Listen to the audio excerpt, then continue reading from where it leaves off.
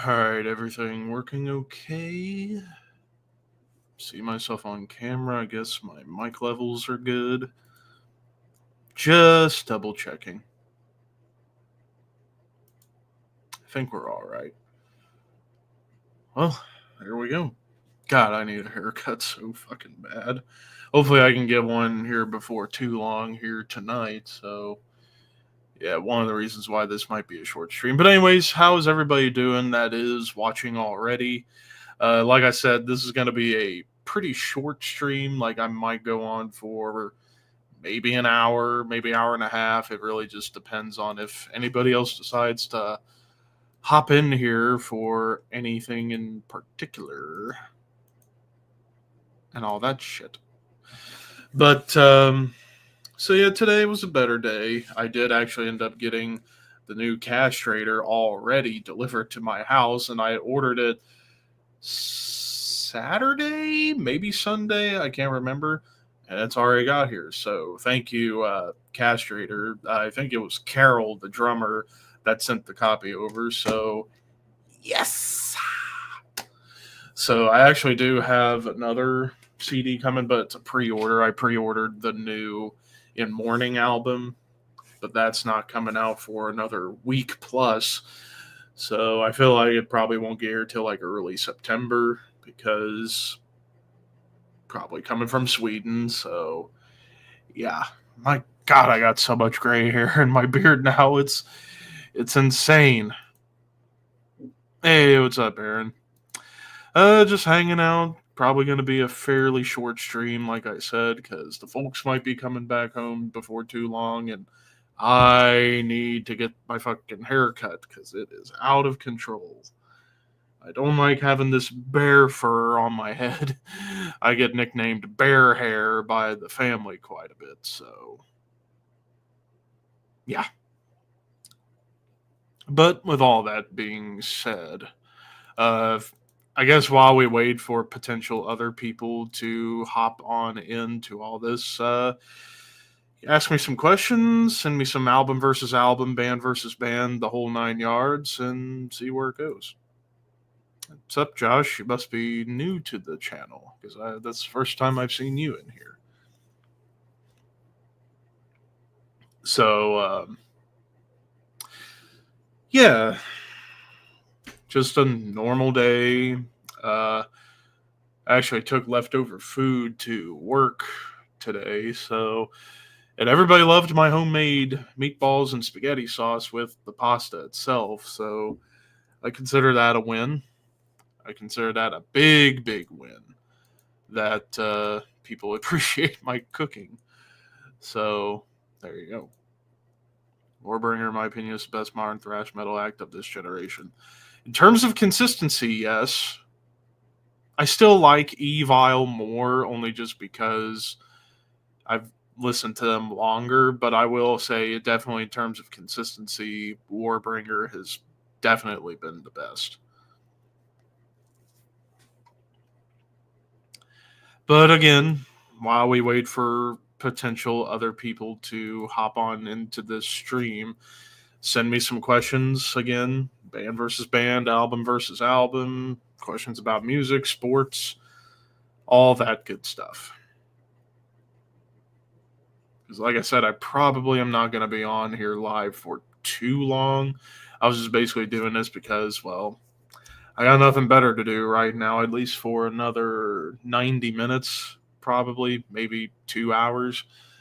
Because hopefully at some point some people hop on TeamSpeak and we can play some games for a little bit before I go to bed. So, am I familiar with the Canadian heavy metal band Riot City?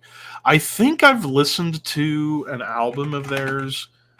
I gotta look them up just to make sure I did. I think I checked out the last one, Electric Elite. Yeah, I did. I think I checked that out, and I did that as a review on my old Under the Radar series. So yeah, that I've definitely checked them out, and it was good. It was good, old school heavy metal, basically like Nawabum worship. So yeah, it was good from what I remember. I haven't listened to the album since then, but from what I do remember, it was good. I feel like this is all going to turn to, have you heard this band? Have you heard this band? And blah, blah, blah, blah, blah. And I'm going to be like 7 out of 10 times be like, no, I haven't checked them out. Because you can't listen to everything. Death is my favorite band of all time, but honestly, Individual Thought Patterns is kind of whatever. Some standouts, but I don't know, very underwhelming. I highly disagree. I think it's one of Death's best albums.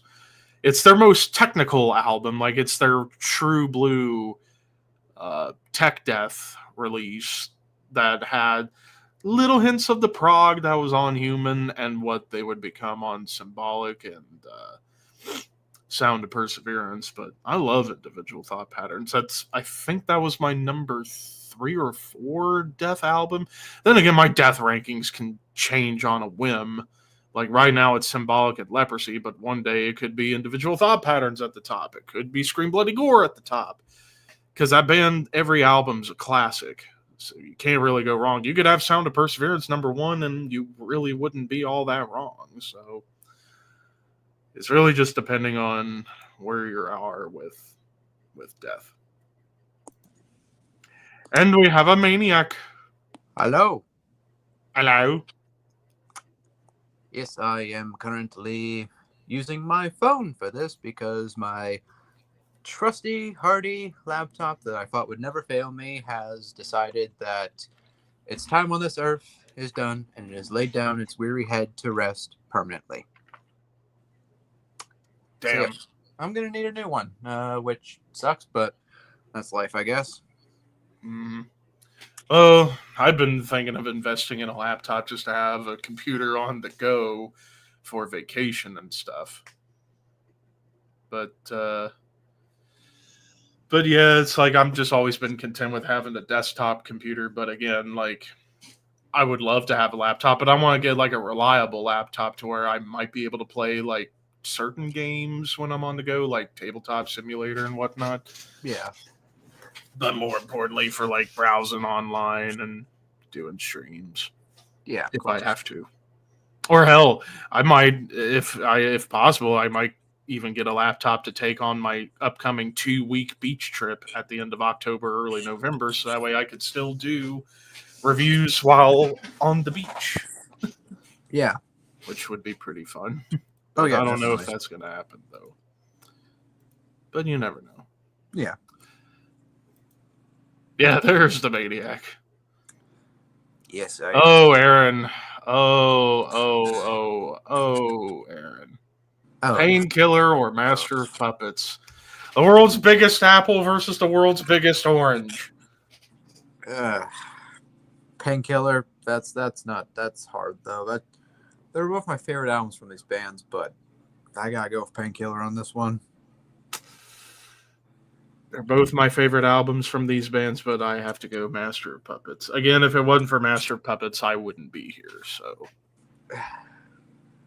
it's almost, well, that's not fair to Priest, if you ask me. I mean, if it was literally any other Metallica album, it would have been a no-brainer for me. Well, Ride to Lightning would still give it a bit of a challenge, but still, it would, but I still think it would have been a no-brainer if it was any other Metallica album. If it was, actually, no, I don't think that's true. If there's a couple Judas Priest albums that I think are really up there too. Thoughts on the Megadeth retirement? Well, I mean, Mustaine wasn't going to keep going forever. And honestly, I mean, even though like the last couple of albums were really, really good, more particularly the last one, more than Dystopia, it's perhaps been time for them. I do look forward to the new album. It should be a great send-off. And I hope I could see them live one more time before they call it quits. So we'll see. We'll see how it all unfolds. Yeah, I mean, we all knew it was going to happen sooner or later. Mm-hmm. But it's just crazy. Like after Megadeth goes and after Slayer finally says no more festivals, it's only Metallica and Anthrax left of the big four that would still be going. Yeah. Which they're the first 2 of the 4, so it makes sense, I guess. Yeah, no, it does make sense. But between those 2, who do you see going away first? Probably Metallica. I don't know, man. I mean, Metallica. Still bring it live, even if you could say what you will about Lars. Yeah, and I mean Metallica. I mean, they're making fucking buttloads of money. Like, Touring. yeah, and also like the whole thing with like them doing like Fortnite and all this other shit. Like they're making a shit ton of money. So it's like, And as much, kudos to them for doing the Fortnite thing, because now not only are they making more money, but it's getting new people into metal. So yeah. Which I mean, if you're making that much money, I see no real reason to stop unless one of them like dies or gets sick or something. So yeah, honestly, I feel like Anthrax would probably be the first to go out of those two, That's yeah, just my guess. probably. Because everybody will probably want to go off and do other things. Like Charlie's doing well with the Pantera tribute tours, and Frankie playing bass live for Satyricon, and Scott will probably want to do another Mr. Bungle. Yeah. John Dene is going to want to be focusing more on Shadows Fall, and then Joey, he probably wants to be done. Yeah, I agree with that. Here's an interesting battle: Chris Saliva or Marty Friedman. That's unfair to Chris. I have to go Marty. Objectively, Marty's the better player, but Chris was fantastic too. Yeah, dude, Chris was such an amazing guitar player. Died way too young. Mm-hmm. Yeah, don't drink and drive. You're a piece of shit if you do.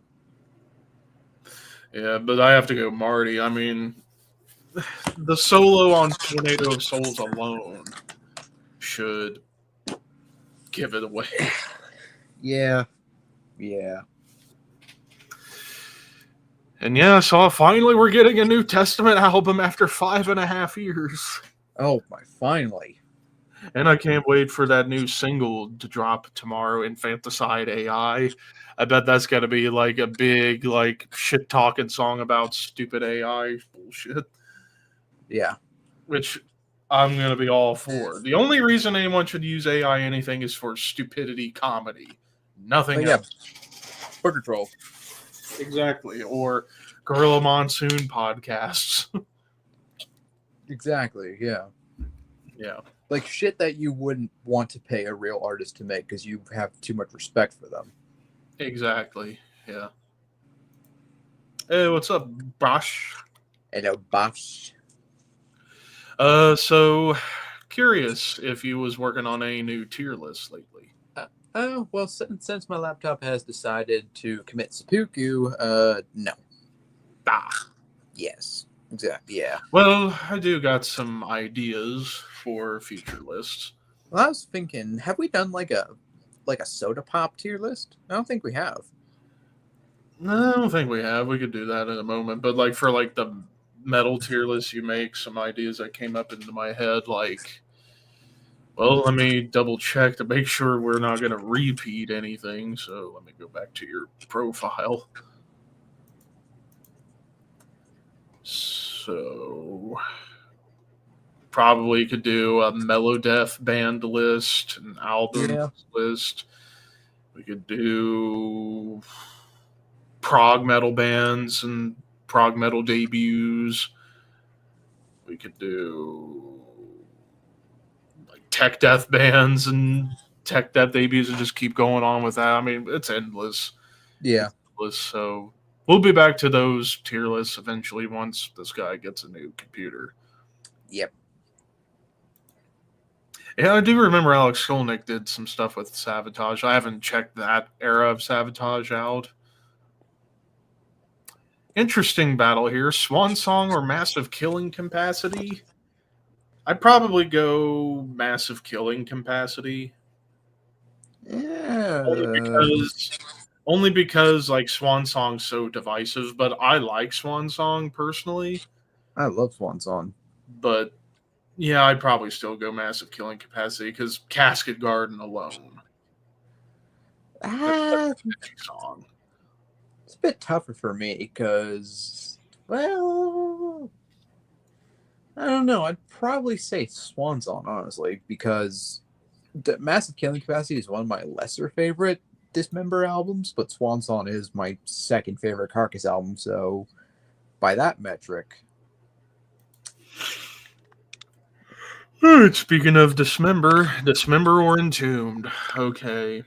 I've talked about this before. Dismember may have been more consistent, but I love Left Hand Path, Clandestine, Wolverine Blues, Uprising, and Morningstar. So I have to say it, Entombed. I'm gonna go against the grain here and say Dismember solely because they are more consistent. And like, if you look at the overall quality of Dismember versus the overall quality of Entombed, Dismember is just the better band overall. Because Dismember never really smelled like same difference. True. Hey, Nick. All right, we'll see you in just a little bit. Shit, I was trying to remember something else. Oh, yeah, so I was actually updating my list of albums to check out as they come out. I got to put up a poll at some point here in the next day or so of which album you guys want to see me review for the 4th review of the weekend of the 29th, because I got the ones I'm definitely going to do are In Mourning, Helloween, and Death Hammer, but I got 3 others that I need you guys to help me figure out which should get a review: Imperishable, Prescription, or Vicious Rumors. Those will be the ones that will be up for a poll. I'll probably, actually, while that's on my mind, I'll make that poll right now just to make sure I have it up there. Which album do you guys want to see me review as my 4th review?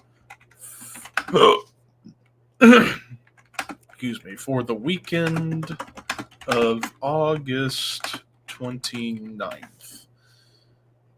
So your options would be Imperishable with Revelation in Purity, which I think that's a Death Doom band. I'll have to double check. No, Blackened Death Metal, and kind of a super group with members of Nile and Olkoff and a bunch of them. It's basically Brian from Nile and Derek Roddy on drums. So, where was I? Oh, yeah.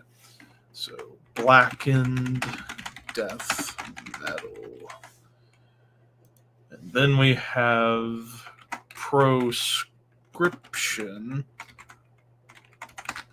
with Desolate Divine, which is Blackened Death Metal from Finland on Dark Descent Records. And then the last one, Vicious Rumors with The Devil's Asylum. So, yeah, those would be your options. Hang on, let me make sure it's the right date for that Vicious Rumors album, just to make sure. Yep, 29th.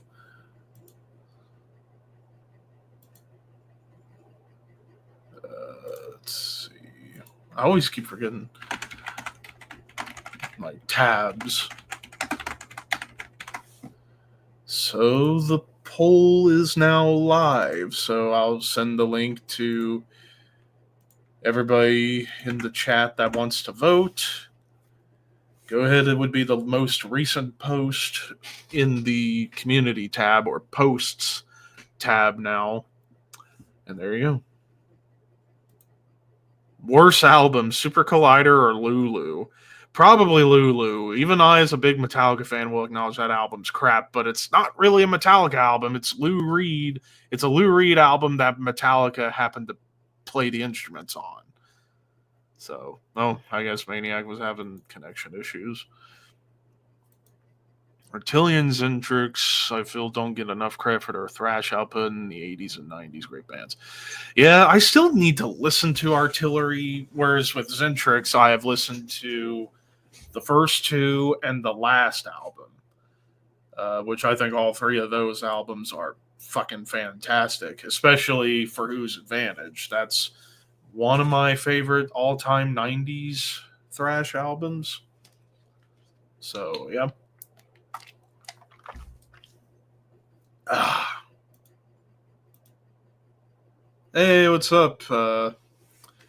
Edgar, I think. Behold Judas. That's a great Hate Eternal song. Actually, I was listening to that song not too long ago. So, yeah, there you have it.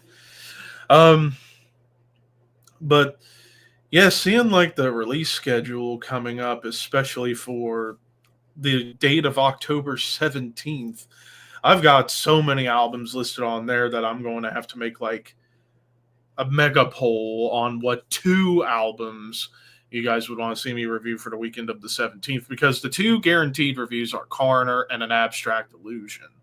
But you also have that weekend Internal Bleeding, Wretched, Tribal Gaze, Evoken, and Battle Beast. All very different from one another. So I'm like, gotta help me whittle down which two would you guys want to see me do reviews for. And then the 24th, I see we got like the new Rune Magic album coming out. And then Halloween, the only album I got on my list is the new Despised Icon album. And then November, so far, I see two releases, Omnium Gatherum and 1914.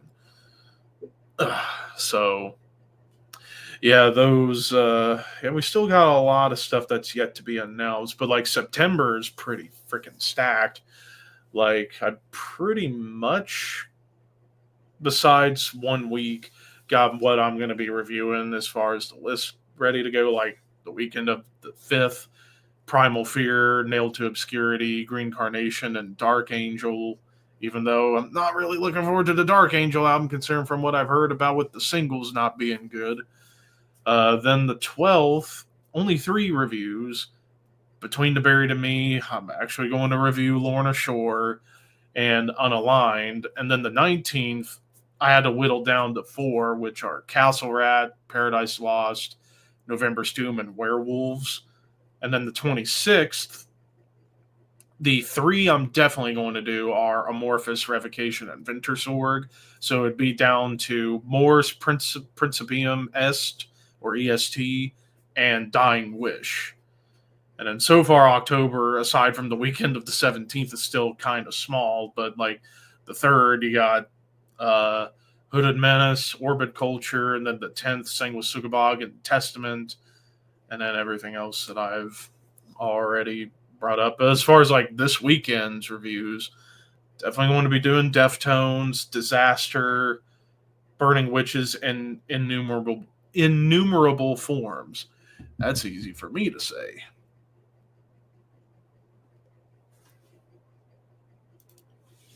I was listening to Monstrosity and Hate Eternal, now back to Elysian for the 1000th time. I know that's the big one I need to listen to is By Inheritance. And yes, it's about time we get the new Coroner album because I'd been teased for a decade now. Dio solo or Ozzy solo? Damn it, Josh. I'd have to go Ozzy solo just because there's more of the Ozzy solo stuff I like than the Dio solo stuff. But like 80s Dio was great. Ozzy 80s was great, but he also had No More Tears. So that beats Dio by a bit. So, not to mention Dark Angel album art looks like ass, lazy, and uninspiring. I guess we'll see. I mean, if the singles were just a troll and the rest of the songs kick ass, who knows? But I ain't going to hold my breath. I might join when I get home if I'm still streaming. Well, like I said, this is going to be a fairly short stream, but you never know. Things could change. Wait, there's more Principium EST coming up. Yep, coming on September 26th. I don't know if I'm going to do the review. It would depend on like if people would rather see me talk about it or Dying Wish. But like the other reviews I'm doing that weekend that are guaranteed are Amorphous, Revocation, and Wintersorg. Amorphous because they're Amorphous, and Revocation because they're Revocation, and Wintersorg because I'm a big fan of his vocals when he was in Borknagar. Eating good right now, not gonna lie. Ooh, when's Alter Bridge releasing stuff? Because I'll probably review that one too, since I did review Mark Tremonti's last solo album, and I like me some Alter Bridge, even if I've not dove head on into their discography. But yeah, Megadeth, Ambush. Don't know about Ambush.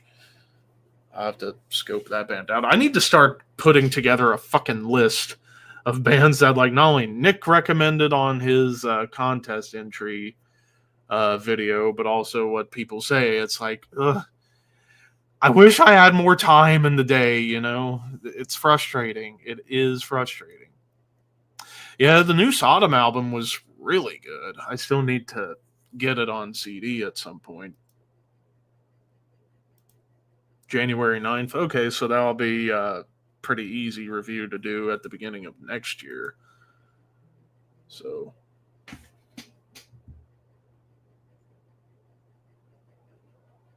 Oh, yeah, text message.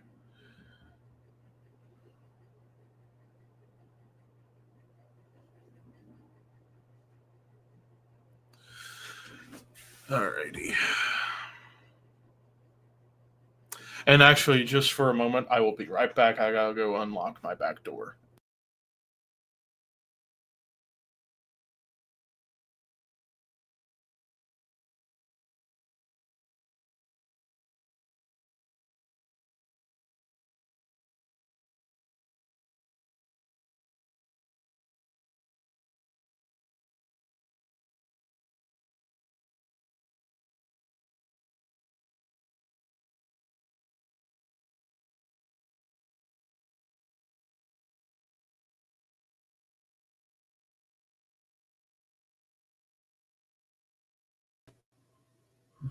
You have no sound. Oh, son of a bitch. You've been rambling for like a solid minute there, and no sound. Oh god. I hate this fucking mute button on this godforsaken mic. It's like anytime I push it, sometimes it don't mute, or I go to unmute, it won't unmute. It's like I wish the button could be replaced on this damn bastard. What bigger? Look for Into Symbolism. The copies are sold out. I don't know if they'll have more soon. It's really just the first album and the third album I need. I got Banquet in the Darkness, so which I found that kind of on a whim somewhere on. I think I found it on Discogs.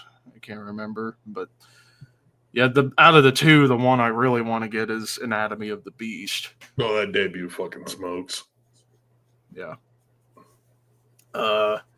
But anyways, what you been up to, Nick? Oh, nothing. I had to reschedule the At the Gates thing once again, but we got a date. Awesome. And then, just a bunch of reviews coming up because August picked up and next month's going to be nuts. And then October is going to be nuts. Mm-hmm. Yeah. I'm at home. I'm just kind of bumming, so I didn't even bother with the band shirt. Save it for a video. Yeah. But, that's about it. I know, looking at possibly going to some shows in Detroit. Depends on dates lining up, but yeah, that's about it. Yeah, whereas, with me, I'm definitely got my ticket. Well, it's going to be delivered here for the Alice Cooper Judas Priest COC show that I'm going to October 4th. But I'm also trying to start looking into like what other club shows are happening in Cincinnati in the coming months because I want to start going to more club shows. I loved the club vibe when I saw Exciter, Midnight Wraith, and Hellwitch last year. Yeah, it's more intimate. And plus, you might get a chance to run up, talk to some of them, shoot the shit. I ran into Athanar twice that day, once before the show and then after they played. We ran into him at Heavy Hell in Indianapolis, and like he was like low key one of the most normal looking dudes. Like he looked like he was there to fix the air conditioning. And someone actually told us like, oh yeah, by the way, that's Athanar. Like, for real? Wow. Yeah. Yeah, that's pretty funny. But did get the new castrator today. I got mine ordered as well as some other stuff too because I had to get a copy of the new Crypt Sermon EP, and I thought, of course, I found some other shit in Dark Descent's distro because it's Dark Descent's distro. Yeah. I'm still waiting on my copy of the new Abigail Williams. Yeah, and I already went ahead and I pre-ordered the new In Morning that's coming out next week. Because, yeah, like I was discussing before, and like the definite reviews I'm doing for next weekend's In Morning, Halloween, and Death Hammer, whereas the other three, I gotta figure out, like, on that poll I just made, like, which one people would rather want me to do: Imperishable, Prescription, or Vicious Rumors. I might pull Shred in for Halloween. I don't know. I might give that one a chance. Everyone talked up the last couple. I was like, you know what? Why not? Let's see. Maybe I won't think it's a big fucking wheel of German cheese. I mean, lyrically, it probably will be, but musically, I expect it to be really good. After all, let me double check, see who's all in the band right now. Well, they got most of the classic lineup, like from the 80s, like Kai Hansen, Michael Kiske in the band. Although they do 2 vocalists, which is odd, which I think you only really need one, and Michael Kiske is probably, in my opinion, next to Matt Barlow, the best power metal vocalist ever. Just because Michael's voice sounds like a hybrid of Halford Bruce and Jeff Tate.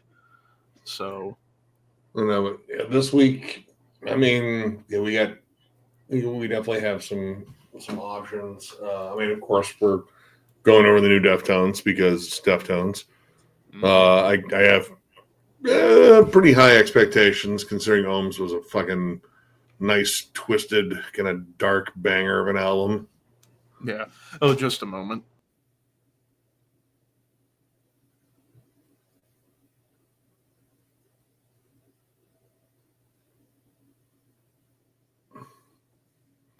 I will be right back again. I go toss some keys down.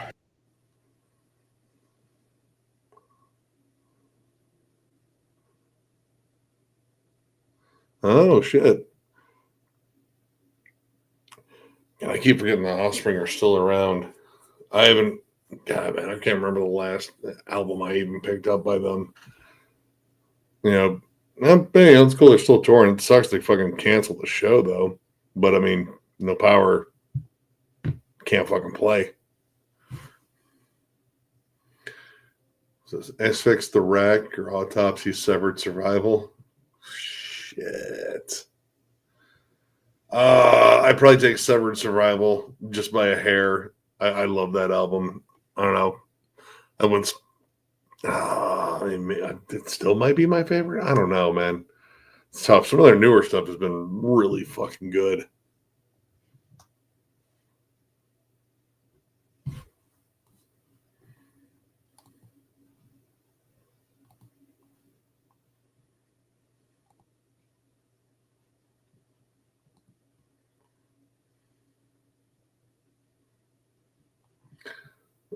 Edgar. The Rack rules. It's not a secret. It's okay to admit that now.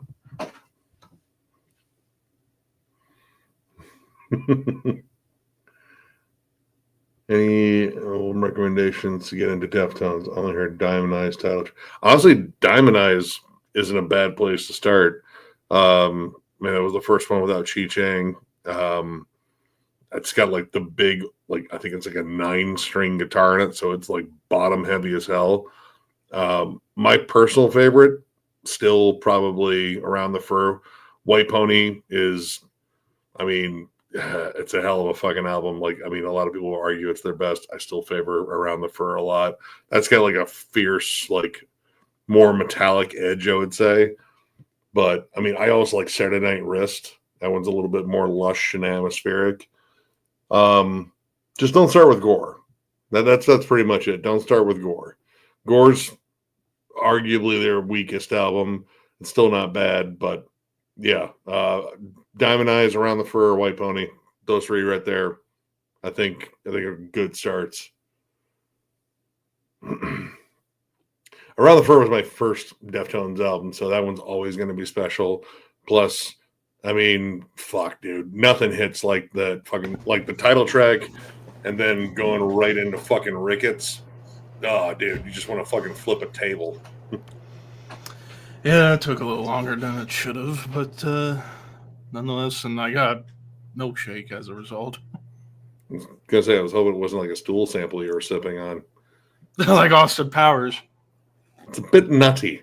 Damn it, I was just about to say it. Back to some comments.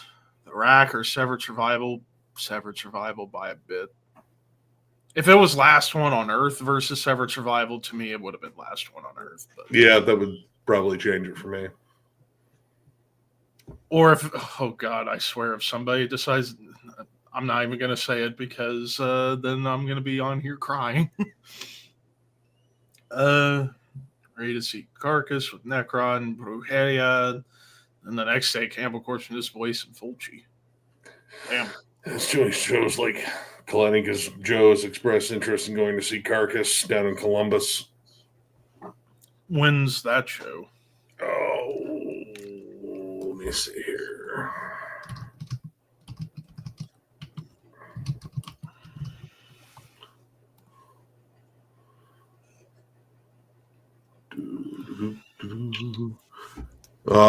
September 22nd. 22nd. Damn. King of Clubs. I've always wanted to go to that place because I hear that's a good place to go to shows. Ooh. Let's see. Oh, Tom, because you're still grounded. Yeah, no. Right, Nick? Unacceptable. He knows. Absolutely unacceptable. Any recommendations again? The Deftones? I told him, I mean, Diamond Eyes, that's a good start. I mean, like I said, the bottom heavy tone. But Around the Fur, White Pony. Those are two of my favorites right there. Yeah, I would have. Oh, dear. I knew it was coming. Last One on Earth. You bastard. I like Metal Funeral, but I think they've done Death Doom better as they've gotten like with some of their comeback albums, arguably. Last One on Earth is like for me, that's kind of the GOAT of Asphyx albums. Oh, man. I love both albums almost equally. And they're my favorite album from each band. Spoiler alert, if I ever rank Autopsy in the future, Mental Funeral is my top, but that could change. But yeah, I'd have to go Last One on Earth. I mean, that's the Death Doom album, in my opinion. Ooh. Kind of a standard bearer a little bit. Atheist first two or Revocation? Atheist first two. Yeah, Atheist first two. Like, love Revocation, but honestly, I think they've gotten better later in their career.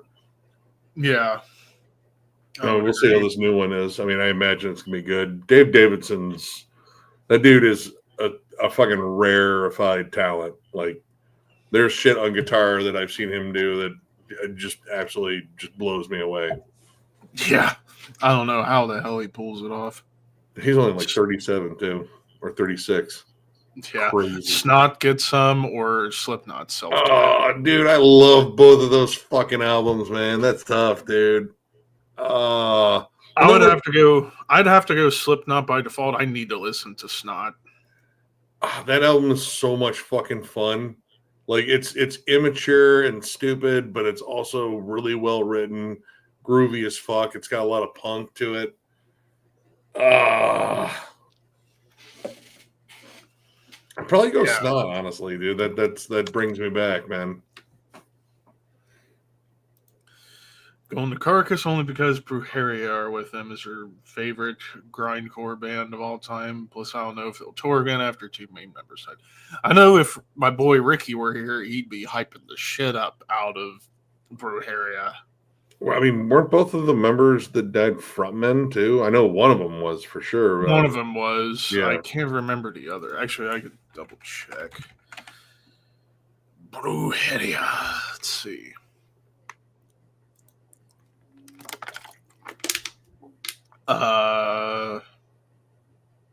Yeah, Juan died last year, and then the other guy, Pinche. Pinche Peach. Yeah, he was mainly like additional vocals and sample guy. He was like he was almost kind of like a mascot of the band too. Like dude would Mm. fly around on fucking stage. Yeah, I don't know. I mean, some bands can rebound from that. Mm-hmm. But now he only got one original member, Phantasma, the other frontman.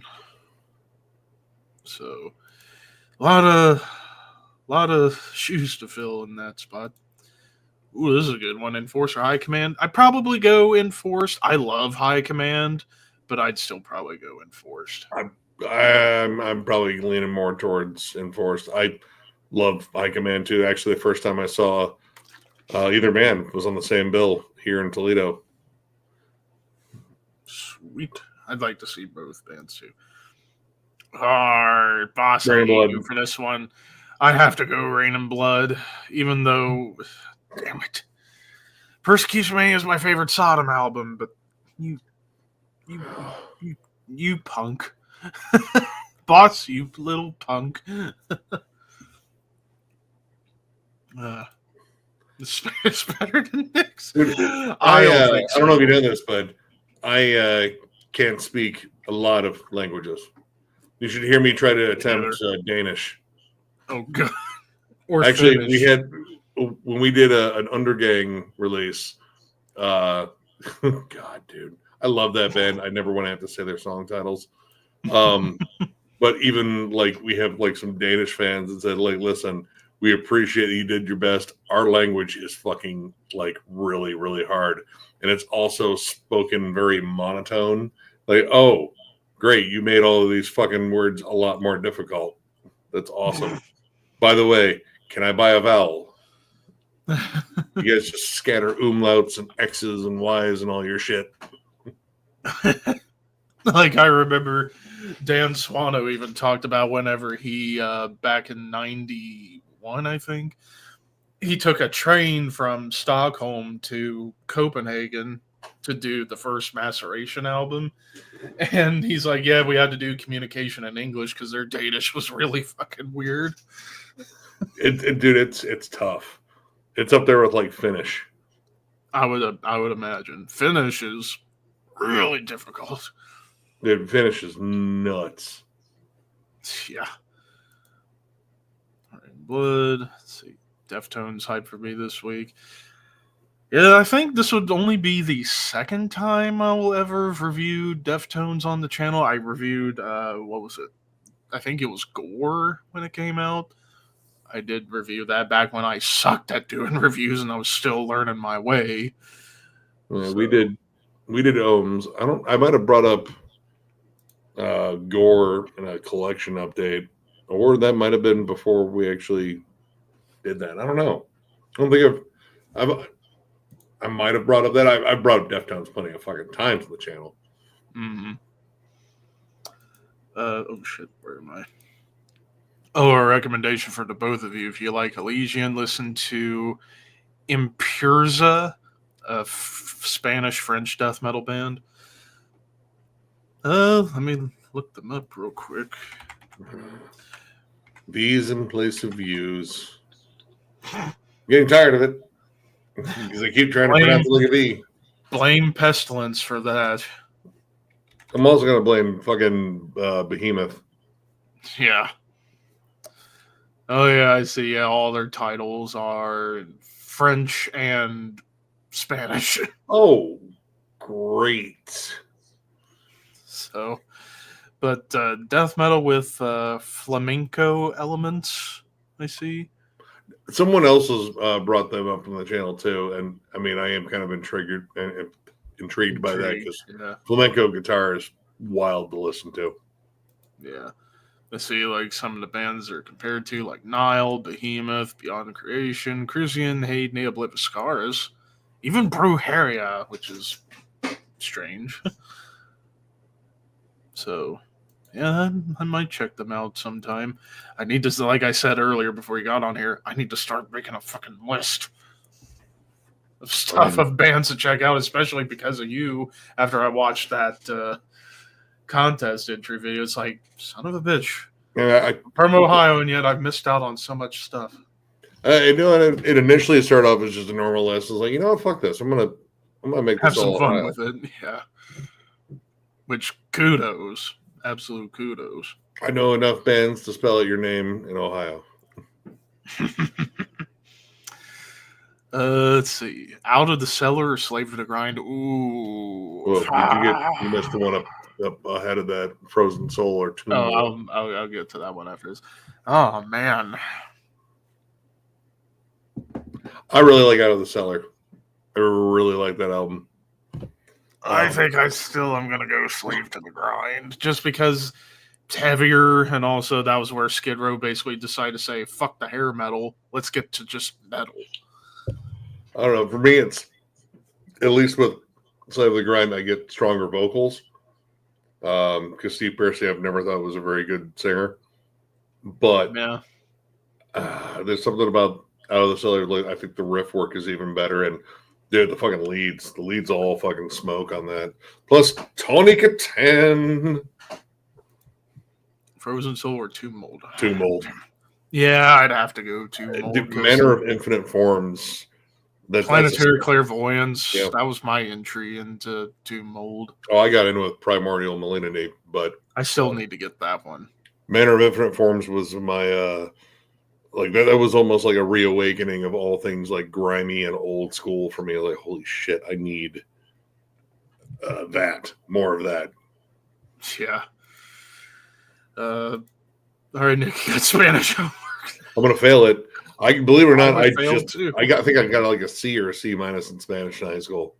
I never took Spanish in high school. It was Spanish or French, and I didn't like French, so I was like Spanish. We'll just do that. I'm bringing out some picks tonight, boys. Oh, yes, you are, you little bastard. Frozen Soul, because I love them. They're always fun to listen to. Dude, Chad's one of the stuff? nicest fucking dudes you'll ever run into. Scumdogs of the Universe or Ragnarok?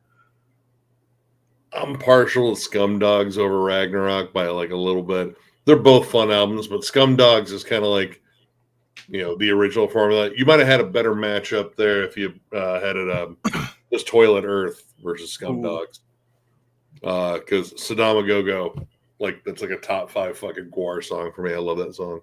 Manner of Infinite Forms or Crypt of Ice? Manner of Infinite Forms. Dude, Crypt of Ice fucking hits so hard. Like, it's a dick kick with every song.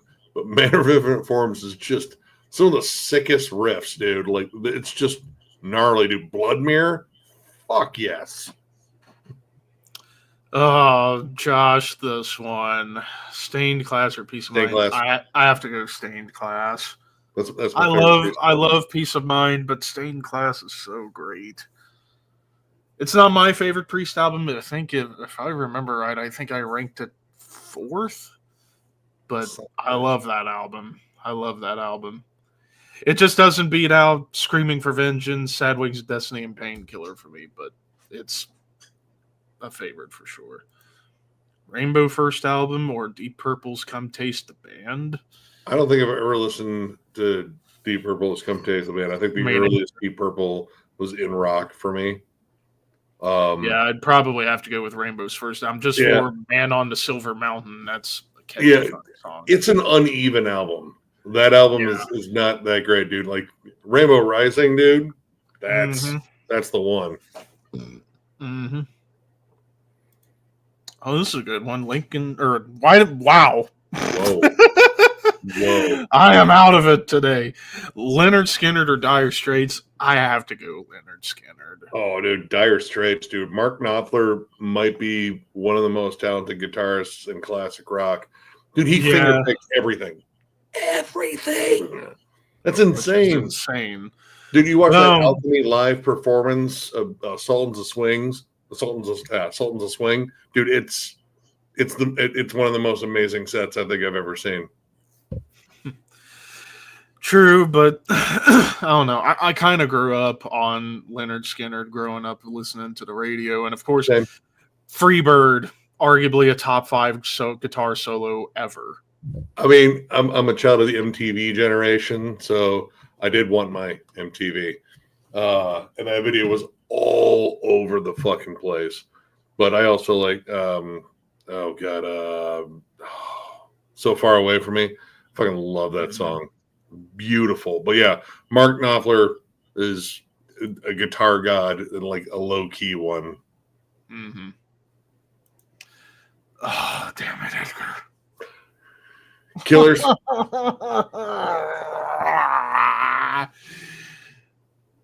I love Killers, but I love Sad Wings just a tiny bit more. I don't know, just something about Sad Wings was like an awakening for me when it came to listening to the 70s era of Priest. I mean, Victim of Changes, Dreamer Deceiver, Island of Domination. Ripper. The Ripper. Those are all Killer songs. But Killers is amazing too. Damn it, Edgar. You're really pushing my buttons. Oh, dude. I love every track on Killers. That's my first Maiden album. And it's Killers. It's so difficult, but I have to go Sad Wings by a tiny, tiny thread.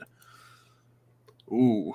Okay, I think you mean Speak English or Die, not March. Speak English or Die. So, yeah, I'd have to go Speak English or Die. I mean, then again, Lights, Camera, Revolution might good album. Be my favorite Suicidal album. Or How I Laugh Tomorrow. I like Join the Army a lot. But Speak English or Die, that's like the birth of crossover thrash right there. And there's so much brutal, like cynical, fucking just mean-spirited energy on it. And of course, one of the first blast beats you hear in metal with Milk, and that's one of my favorite crossover songs of all time. This fucking thing on my arm. I know. I almost Lincoln Skynyrd, man. I don't know why I was like. I don't know why my head was. I was thinking Linkin Park, but goes to show you how freaking uneasy I've been the past week. So, fuck. Oh, you sorry, Josh, you bastard. These are both classics, but I have to go Savatage. I still have not really sat down and listened to that much Savatage, so that would be the album to start. I know when they started. Everyone, when they started getting proggy, even though it's like classic heavy metal, little hints of power metal, but it's still got a prog flair to it. The song, the title track alone, my God, that is such a hit. I'd probably go with The Dark though, but I like that album. Burn My Eyes or Chaos AD? Chaos AD. For me. The guy with the beard tickled me when I was a child. Which one? We both have beards. I mean, Levi. We know which one of us has a beard. But you don't think this? That's a goatee. It's still a beard. It's a goatee. It's still a beard. Goatee. It's still a beard. Beard. This is a beard. Beard covers, rest of the face. Where's the hair on the rest of your face? I hate having it. That's why I shave it every week. Oh, see that? Well, that's why you have a goatee. That's fine. Goatees are fine. Not a beard. If you just had a mustache, you wouldn't call it a beard either, would you? No, well, mustache is a mustache. Yeah, goatees are goatees. I feel like I'm gonna have to listen to the "Obey the Beard Now" by Psychostick. I mean, yeah, maybe. Stuck Mojo. I've not listened to Stuck Mojo. The only thing I know about Stuck Mojo is guitarist Rich Ward and him forming Fozzy with Chris Jericho, and he's an underrated riff writer. And Corey Lowry, Clint's younger brother, was the bassist for them for a little while. Yeah, I have one of their albums, and it's all right. As far as like the rap metal stuff, they were okay. Like they did have some fucking big riffs. I know Pig Walk. A lot of people still really dig that one. I might pick up a copy of that if I ever saw it. Yeah, but I definitely think Rich Ward's better and Fozzy just because he can do more like classic metal stuff, groove metal stuff, hard rock stuff, some occasional thrashy bits. Like especially if you ever check out the song "Martyr No More" by Fozzy, there's like awesome triplet chug and like thrashy bits on there. It's almost like a Fear Factory song, but with Chris Jericho singing, who's at the time sounded like a young Ozzy Osbourne a little bit. I've heard a couple of Fozzy songs, and it was like, well, that's something I listened to. Maybe what was it like more recent Fozzy? Probably. I don't know. Like, I know Rin would have been the one to talk to about that band because he liked them. Yeah. I mean, I like their album All That Remains, which was their first with all original material, had some great stuff on there. Motorhead or Sabbath? It has to be Sabbath, unfortunately, but Motorhead's amazing too. I mean, Motorhead, you can argue, is more consistent, but Black Sabbath, I mean, there's It's Black Sabbath. All-time albums are in there. This is a good one. Good on you, Josh. Hate Awakening of the Liar or Behemoth Demigod. That's actually kind of tough because, I mean, Demigod, that's one of the best Behemoth albums. Awakening of the Liar might be my favorite Hate album. Oh, I don't know, man. With Hate, it's a little bit harder for me to pick a favorite. Demigod, that's the one that got me into Behemoth, so I'm probably going to lean into Demigod. Dude, slaves shall serve. Conquer All. Yeah. Yeah, Conquer All. I still say they fucking lifted the riff from Be All End All. Yeah, a little bit. Yeah, a little bit. Now that you say that, yeah, now I can hear it in my head. But I don't know. I mean, actually, I got Awakening of the Liar right here, and it's so many killer songs. Like, let's see, like the Scrolls, the title track, Spirit of Gospel, Immolate the Pope, which actually has a really cool like melodic lead. The Shroud, Antigodic, like basically everything I heard on that like live show they did, the Litanies of Satan. Like they played most of this album live. So yeah, for now, I would probably still say Demigod, but Awakening of the Liar is so good. And it wasn't even quite Black and Death per se. Like it had black metal touches, but it was still largely like Vader worship. Yeah, well, I mean, then again, you could argue both of these bands are to a degree Vader worship. Because without Vader, these two bands wouldn't exist. Let's see. I still have not. I gotta watch Romulus first. I've actually never watched an Alien movie or show in full at all. Watch Alien. I know. And then Alien's the best one. I love Aliens. I even have a special like director's cut. Judas is Reason Fozzy, and that's a fun, catchy song.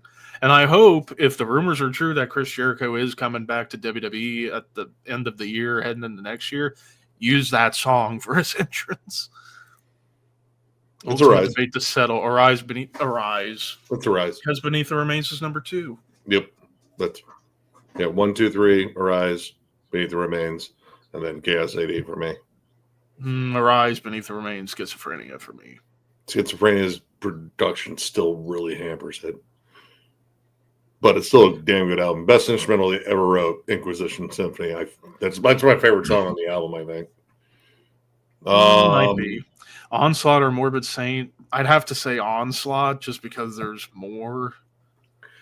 I mean, there's a bit more, but all right. I still think, was it In Search of Sanity?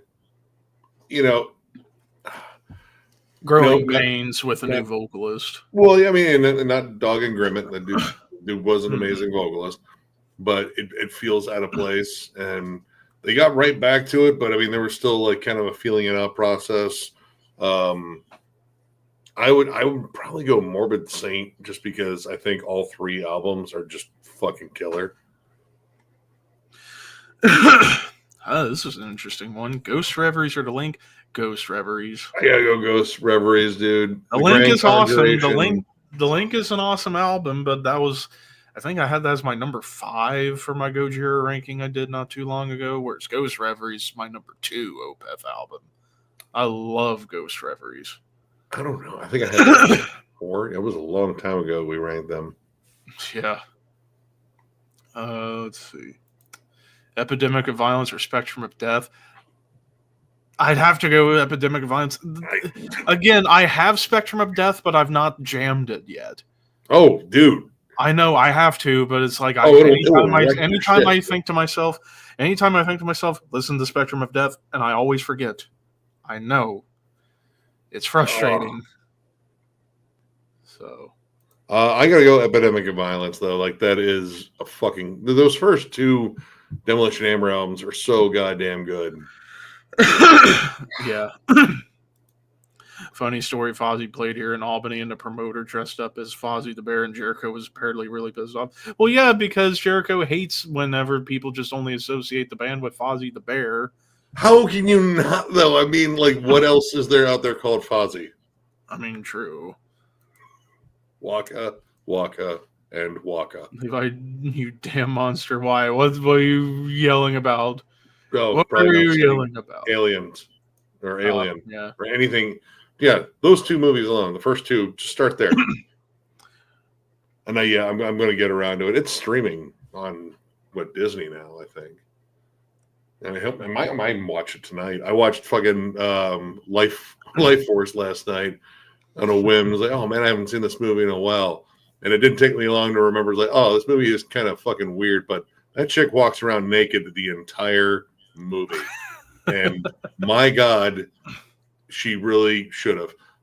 Because if you watch the movie, you'll see what I'm talking about. Right. Empath or Deconstruction? I have to go Empath for Devin Townsend because I haven't jammed Deconstruction. I still need to go back to the like older Devin stuff. Like the only Devin stuff I've checked out has been like the last decade worth of stuff. So like Transcendence, Empath, and the last couple. I would go Empath as well. Deconstruction is a weird album. Like that was the one where, at least in terms of like the press on it, it was like, oh, we're getting back to the heavy. And I was like, okay, like, of course, when you say heavy and Devin, like, oh, like that Killer Band Strap Young Lad, you're gonna do that again? And then, it was a fun album. Like Jular is a fucking awesome song. And I do think the song "The Mighty Masturbator" is pretty cool too, but it's really all over the place. Empath, that's just like good fucking prog. And I got to see him play like most of that album live, and God, dude, Debbie crushes live. I'm actually trying to double check because I thought there was like a lot of guests on Deconstruction that I remember hearing about that did well on there, like Michael, Joe, Ishan, even Paul from November's Doom guest appeared on vocals. Tommy from BT Bam, I see. Even Paul Masvidal did vocals. Greg from Dillinger, Dave Brocky, Frederick Thorndahl. Good Lord, what the hell? So many guests. Brocky showed up before. Brocky's, he was on a Chubby Young Lad album. And, I mean, Tommy Rogers was a perfect pick for that one just because it's a very BT Bamish kind of album. Ooh, Malevolent Creation or Deicide? I'd have to go Deicide. I'm still going to go Deicide, even with the clunkers. Because, Malevolent's got some clunkers, too. I don't think they're like... they're just kind of boring. There's some, like, definite boring albums. There's also the Hard R. I have that out. That was actually one of the first Malevolent Creation. I can't remember which album that was. Oh, it's Enslaved. Yeah, but like I wish I could find the first 2 albums on CD. Oh, I got to get those. Man, damn it! It's one of those times I wish the time machine could be invented. I can go back in time with the money I have right now, go back to the early '90s and buy these albums when they were coming out. I mean, hell, dude. There's probably more stuff I would have bought on Earache initially because I didn't find a lot of stuff from Earache here. Let's see. Oh yeah, shit! I never got around. I still need to get more Cure in my collection, but I got distracted when I found like pretty much all of Talking Heads down in Florida. I was like, oh fuck, I can just get it all right here. Let's do it. Right now, album of the year so far for him is Warbringer. For me, it's definitely between it and Black Braid. For me, Black Braid's gonna be on my list for sure. I was actually going over stuff that I think is year end worthy, and man, I mean Abigail Williams, Ancient Death, that Changeling album is incredible. God, man, Night, Cult of the Serpent Sun, Hava-Krunu. There's been a lot of really good stuff. It's just I'm trying to find the one that will kind of like lift itself up a little bit higher. That Dead Guy comeback album, I fucking love that. I think like some other ones that might be in the running if things change up, like Sayor or Sewer, Sepulchral Curse would probably be up there for me. Scour would be in the running too. Hell, even the new Castrator would be pretty high on the list. I don't know if it'll be top 5, but it'll probably make the list. Same with Empty Throne, and because I've given a lot of 4.5s, but I've only given now 2 5s. I have not given out a 5 in years. It just hasn't been anything since Mastodon. Yeah, there's nothing that's kind of struck me as like a perfect album. But yeah, it's been a very good year. I mean, only come across a couple of clunkers. The biggest of them all being fucking Sleep Token. I mean, I'm going to have a list of like I'm going to do what I did last time, where it ranges from I'm just disappointed because and the absolute garbage. Like, this is just dog shit. Yeah. Let's see what we got next. Secrets of the Black Arts or Beyond Hell. I'm trying to remember which bands did those. Dark Funeral, and then Beyond Hell is Gwar. Kind of hard to even compare. Very interesting. I would just say, all right, Dark Funeral is a really okay band. Mm-hmm. Like, yeah, they're not bad, but they're kind of boring. Gwar is always entertaining, at least.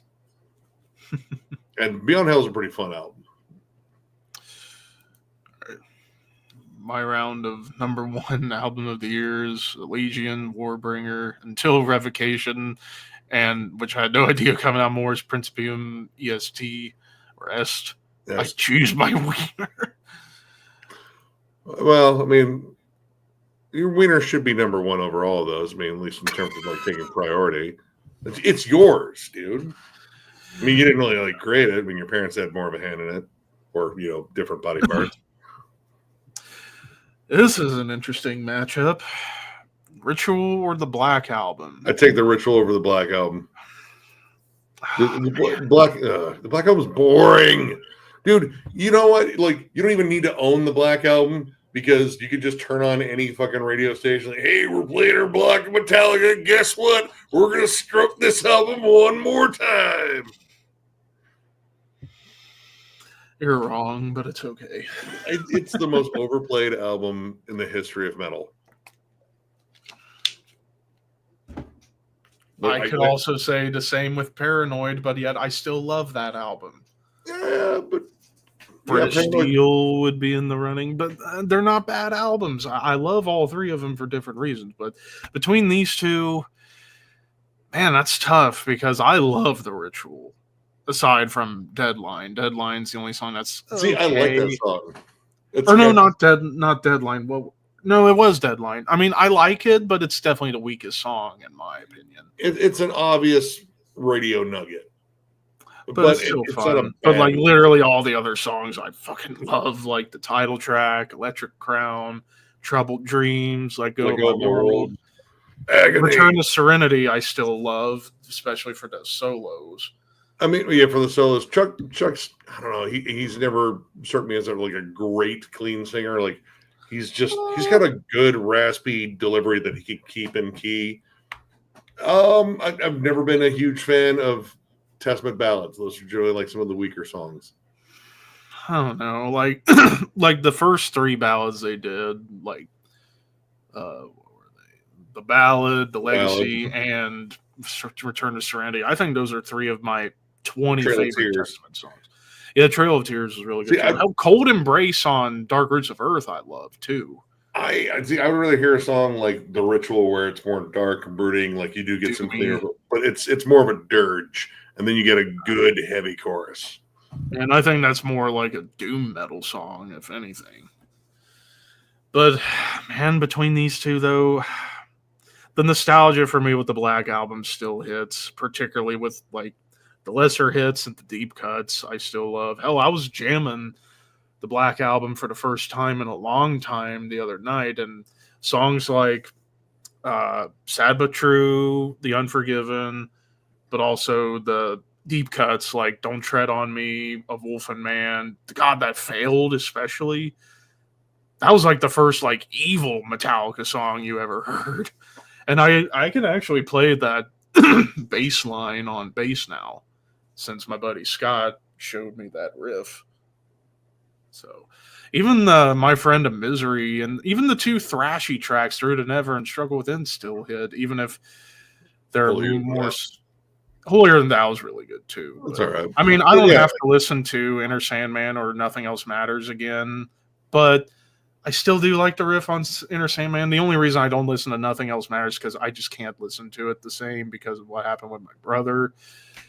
And then Wherever I May Roam's kind of in the same boat. I can't really listen to that song the same either because, again, for me, it's the point where it became an arena rock band, and they're like, well, okay. Oh yeah, dude, and that Mesa album is fucking beautiful too. That's also I haven't heard these. Oh man, Mesa, dude, some of the best female vocals. It's doom, but it's I don't know. There's like post-punk elements. She has this sultry fucking voice that is amazing. Yeah, you just the album's called The Spin.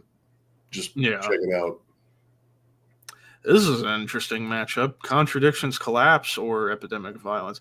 I mean, I would probably still have to go Epidemic of Violence, but I've jammed Contradictions Collapse a lot in the last year. I love that album. So underrated. It's almost like Coroner and Sadus.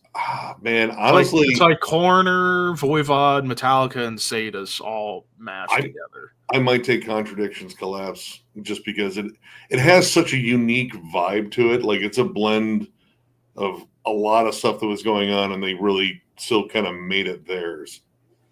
Yeah. Yeah, like I can get a similar vibe with like, you know, Devilish Hammer, like just by popping in like Beneath the Remains or Spectrum of Death. Contradictions Collapse, that's kind of a hard one. Like I would have to pick out a bunch of individual Coroner songs and say the songs, Voivod songs. And like, Metallica riffs. Yeah. And even the vocals, like Jens' vocals, very Hetfieldish, whereas like Frederick's vocals, similar but more barky. Like they're a lot more of like a bark. Yeah.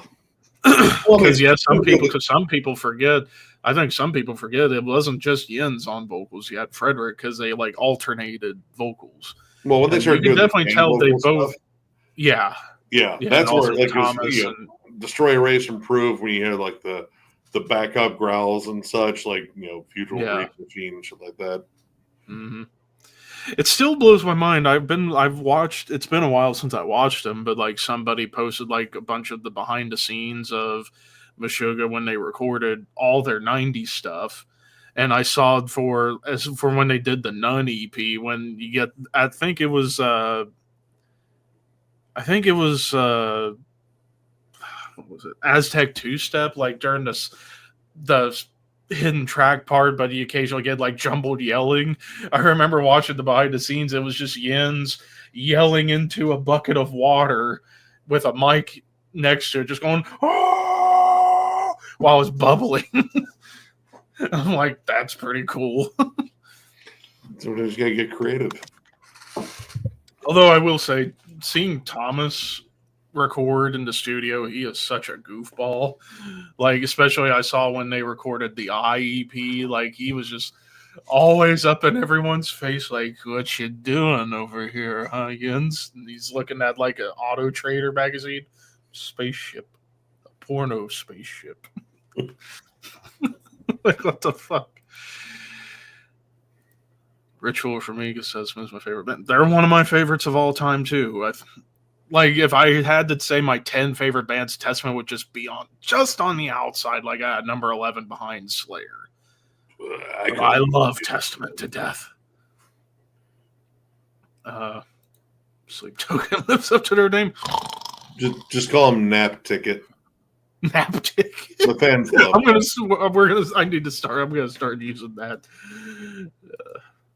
And that Sleep Token, I was gonna land on. Well, yeah. I mean, I don't typically do worst album lists, but if I did, that would easily beat the top. Those two albums right there are competing for like the worst I've heard this year.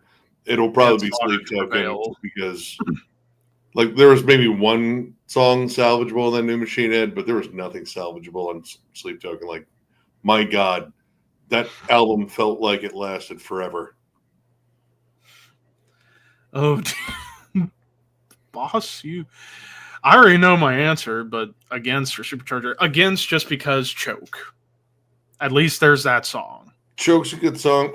Old Earth is all right. Oh God, something in Mud. Fuck. I don't know, but yeah, Supercharger. There's two. All right, Bulldozer's an awesome opening track, and that's the one they were playing live when I saw them on tour with Fear Factory and Chimera and it's like an all Roadrunner tour. And I was like, oh man, this new fucking Machine Head is gonna be fucking killer. And then I heard the rest of the album, like, fuck, this is shit. This is garbage. I'd probably take against because I do find more songs there. At least they were kind of creative. Mm-hmm. Yeah. Move Cold Embrace. Yeah, I'm glad I pulled that one out of my head. Dream Deceiver. It's a good song. Yeah. Dude, Joe kind of ruined it for me because it said it's like, dude, it's she's a man, he's a woman. Mm-hmm. And if you listen to it, it's like, fuck, it kind of is. It does kind of sound close. Yeah, like I remember when I first heard that song, I even thought that in my head for a moment. Like, did they kind of lift off "He's a Woman, She's a Man" from the Scorpions? It's in the chorus, at least in the chorus. At least in the cadence of the chorus, yeah. Yeah. Ooh, this is a good one. Nile or Cryptopsy? I have to go Nile. I gotta go Nile still. Nile's super consistent. Like I just recently ranked Nile. There's not a bad album. Even the album I had last, At the Gate of Cthulhu, great songs, just not so great production. Yeah, I mean Nile's pretty consistent with the technical their themes. They work it into their sound so well. Mm-hmm. Carl is a fucking riff wizard, and God, I can't think of many drummers that are on the same level as fucking George Claes. Maybe Flo. Flo's and Jamie St. Murat. Yeah, Jamie St. Murat's he's on. He might be on a level above both of them. I don't understand. At this point, probably, yeah. I've seen him live, and I was perpetually confused. Whereas with Cryptopsy, there's been a couple of clunkers, like Beg and Unspoken King, but like almost everything else they've done has been awesome. That new album, I forgot that might be high on my year-end list. That one's probably going to be on my list. Yeah. Let's see. October Rust or Lust in Space. Who did Lust in Space? Gwar. Oh, that was Gwar. I see. I'm not as familiar with a lot of Gwar apart from like Scum Dogs of the Universe.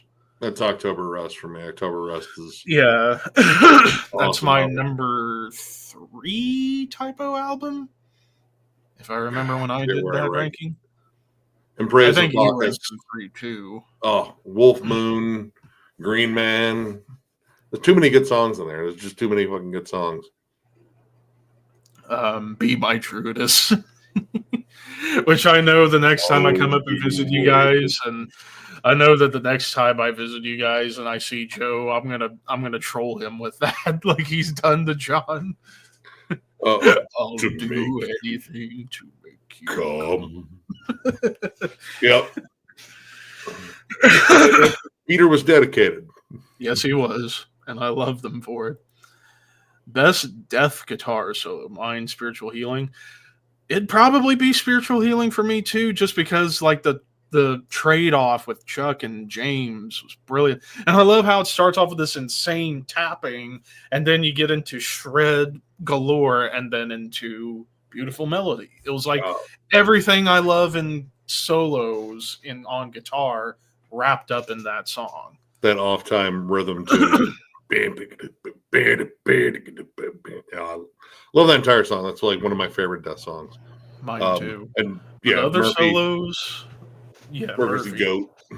Yes, and Chuck, both are goats. But other solos like "Trapped in a Corner" with Andy LaRock, that's a top one. Hell, even "Killing Spree" on Spiritual Healing. Like, I love the harmonies Chuck and James did on that one too.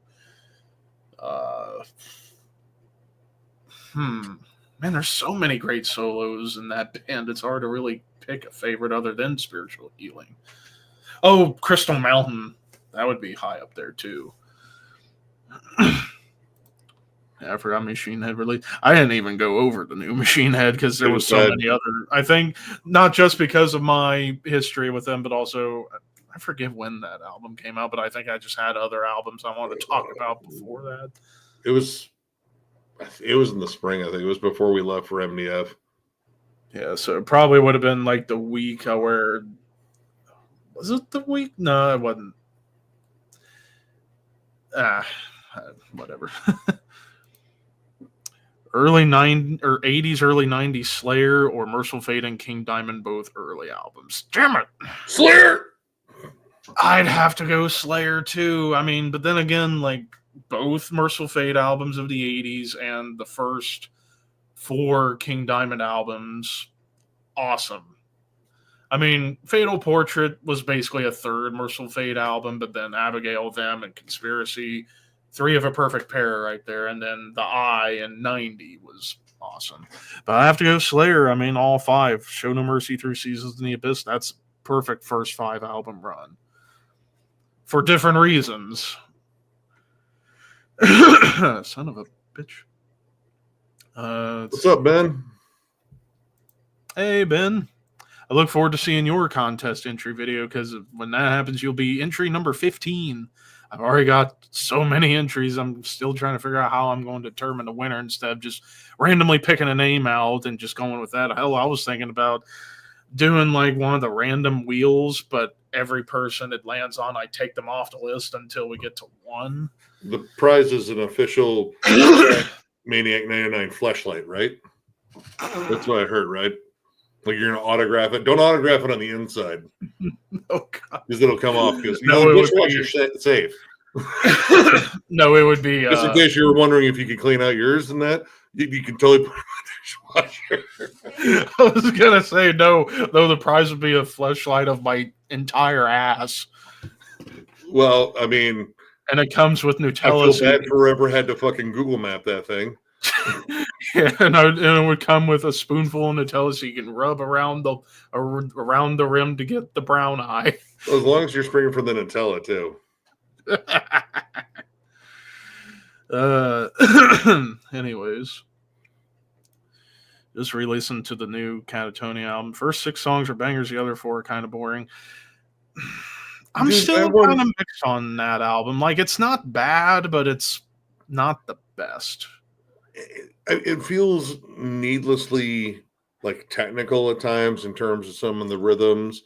It's missing some of the straight ahead hooks. Like that was the thing that I loved about Sky Void of Stars. Like, dude, it was a sublimely catchy fucking album, but it still had like, you know, intricate melodies, really cool layering with the synths, like really fun syncopation. This one just feels kind of thrown together. Like there's a couple of like, you know, solid standouts on it, but I don't know. It feels like a ramshackled version of Fall of Hearts. Right. Son of a bitch. Onward from there, Cryptopsy went downhill with Matt on vocals horrendous. I think Matt's gotten better Dude, on Matt's the last awesome. couple. Yeah, I may not have been the biggest fan of Unspoken King, but I think he's gotten better. I mean, all right. I've never really listened to Cryptopsy for the vocals. Like mostly it's the insane music. Like the vocals are interesting in terms of how they can create cadences and such. And I think Matt does a solid job just as Lord Worm did. And Matt's got a great live presence. He's a solid dude to talk to. I've talked to him once. Really nice dude. He's a fucking beer brewer too. Yeah, I mean, then again, when it comes to Cryptopsy vocals, it's always going to be Lord Worm, just because he just sounds like a junkyard dog getting ready to eat you alive, and I love that style. Yeah, it sounds like he's like chewing on the mic. Yeah. But like Lord Worm was awesome. He really was. And I mean, None So Vile, that's still my favorite fucking Cryptopsy album. Mm-hmm. But Matt deserves respect. I think he's a solid frontman. Yeah. May not be the biggest fan of his screams. They do kind of come across as a little too metalcore-esque for me at times, but his growls and gutturals are awesome. So I can get past the screams as long as he keeps doing the growls and gutturals. Because he just uses the screams kind of break up the growls. It's like fucking Glenn Benton. Like, most of the time it's yeah, like something like Jesus is dumb, fuck that guy, Satan. Just listen to the Sulphur Aeon discography. Yeah, that I can't wait for a new album. I mean, hell, the closest this year I've heard to Sulphur Aeon's been that Sepulchral Curse album. That sounds like a Finland version of Sulphur Aeon. And hell, I'm kind of hoping to review. I know I got the poll up, but personally, I would love to see if you guys would like me to review the new Prescription album, because I was looking at them on the archives. Not only are they on Dark Descent, but they're compared to Sepulchral Curse and Sulphur Aeon. So I'm like, damn, this might be something up my alley. So their first album, Conduit. Oh, that's a motherfucker. Getting my video in the morning for contest. Hey, thanks, Ben. Yeah, dude, but Sulphur Aeon's absolutely. There's again like a grandeur, a scale to it.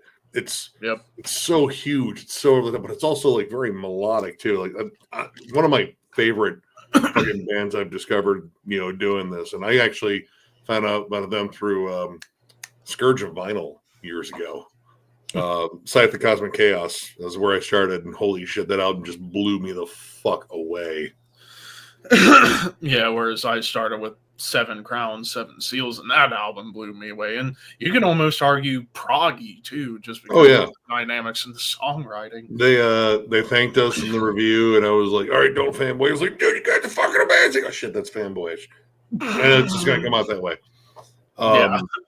Yeah. But yeah, like for those uninitiated who have not listened to Sulphur Aeon, the best way to describe them in terms of comparing them to other bands, if you took like middle era Behemoth, little bit of Immolation, little bit of Morbid Angel, little bit of Nile, and even a little bit of bands like 1914, blend them together and add a prog filter on top, maybe even a little bit of arguably bands like Blood Incantation, and maybe some of the melodic hooks of, say, like Hypocrisy. Did you go over the newest one from the Great Old Ones? Speaking of Lovecraftian stuff. Nope. You should. I actually have not checked that band out. Oh, their new Great album. Old Ones? Yeah. Their new album, Kadaf. Check it out. It is Lovecraftian. Well, it's more black metal. Like post black metal. Yeah. Kinda. I wouldn't call them post black metal so much in this one. Maybe the last one, Cosmocism, which was fucking awesome. This new one's even better, like grand, epic, huge songs, but like a little bit more along the lines of like Enslaved, I would say. All right, I'm finally gonna make this fucking text file. Bands I need to check out. There, I put the Great Old Ones in there just for reference. But anyways, back to the chat. That is wild that Megadeth's retiring before Priest, Maiden, and Metallica. I But mean, Dave's lived on. Mustaine's been through it all. Yeah, and I mean, he's had what 29 different members in this band over the course.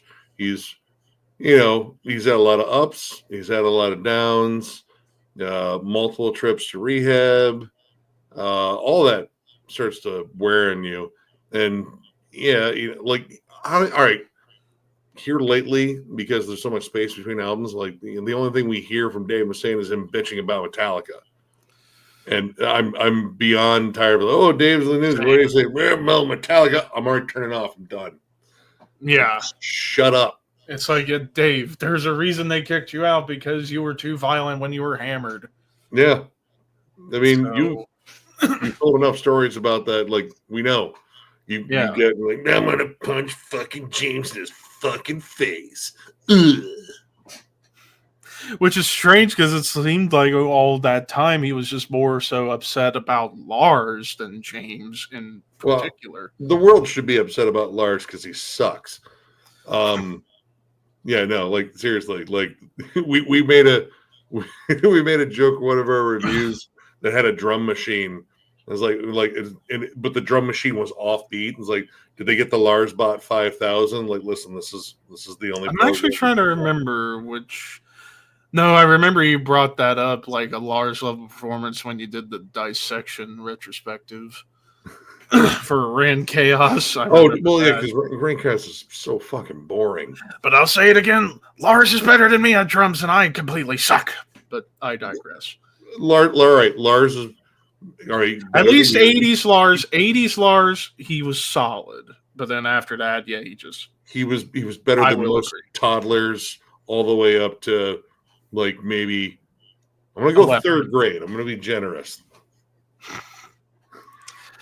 Look forward to New Forbidden. I didn't know about New Forbidden. Dude, the New Forbidden track is proggy, and I mean, you know who they got in there now. I mean, it's Craig LaCicero, but the second guitarist is Chewy from Voivod. Oh wow. Yeah. Daniel. Yeah, that sounds like he's writing in the band too. He's an official member. He's not just like, I'm just going to moonlight here. He's splitting time between Voivod and Forbidden. Go check out that first track that Forbidden released. You're going to be kind of shocked. I still need to jam the new Corner. I know that came out 2 days ago. It's awesome. Yeah, it sounds like something could have been a Mental Vortex. Ooh, that sounds promising. Well, Dave can't sing, and the other bands can keep a harmony and notes as well.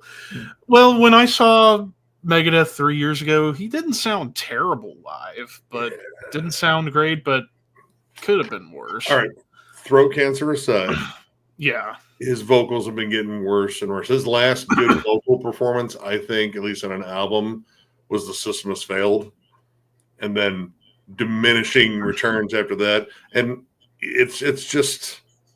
It's his voice. Like he didn't, like a vocal coach or anything like that. I think he just tried. He didn't even want to sing at first. He was hoping to get a front man, but nobody they were auditioning was good enough for the job, so he just said, "Fuck it, I'll do it." So things just happen because out of necessity. So surprised Death Angel hasn't released a new album. Yeah, it's been 6 years. They have a single. There's a single that's out. I haven't made an announcement, though, in terms of like a release date or anything. But they're going to be at MDF playing all of Act 3. Cacao. Honestly, if I could have gotten to go to MDF next year, I think the set I would look forward to the most would be Sarcophago. I completely forgot because I did the there's like my response. One original member in them, but Geraldo, the bassist, but still. But yeah, because I completely forgot about that. Because when I did my response to the bands I'd love to see come back, and Sarcophago was a band I would love to see come back, but that would really all depend on Wagner in particular. Like if he would have the free time outside of his professor duties in a college down in Belo Horizonte. And then also Wagner. Honestly, I'm shocked when Maniac put together that biggest douchebags in metal. I'm shocked he didn't add Wagner to that list because he'd been known to say some shit back in the day, particularly about Max and Igor, because there was the bad blood with the split with Sepultura in '85, and then. Granted, he wasn't wrong about some of the comments he made about some of the Norwegian black metal guys. Like he flat out said, like the only band he really, really liked at the time was Immortal because he thought Euronymous was a fucking moron and Varg was a piece of shit, which he ain't wrong in either instance. No, you're not. Like, I don't see how that, I mean, that's controversial to other morons. Yeah. But let's be honest, those morons can't spell controversial. Mm-mm. But at least he said he does like Immortal, which you're good in my book in that case. But yeah, it would depend on like if Wagner could still do vocals too. He's been pretty removed from all that. Here, I'm gonna grab a quick smoke, but Ben's right. 1914, amazing band. They new album are going to be an MDF too. I get to fucking see them finally. I'm fucking stoked. I still need to get the rest of their discography. I only have the first album. Yeah. There's not a bad album. They're incredible. All right, see you, Josh. Hey, thanks for sticking around here. You're about it. All righty. Let's see what else. Another Dimension is another band you must listen to. Another banging melodeath band from Japan features members of Intestine Ballism, the Anatomy era. All right, time to add that to the list. And I heard that burp. I heard that. Right. Or it might have been a hiccup. I don't know. It just kind of sounded. Anyways, I think Dave Mustaine's been looking frail as of late. Well, the guy is about to be 64 years old. So, yeah, of course he's going to look a little frail. But then again, Hetfield, he's only a couple of years younger, and he looks arguably the best he's looked in a decade, probably. Like, even my mom thinks he's... and they're about the same age. So... Oh, God. So, Death Gasp was a good one, enforced by Crust Punk. Well, I'm not the world's biggest Crust Punk guy, but that might be something worth checking. Lars McWheat.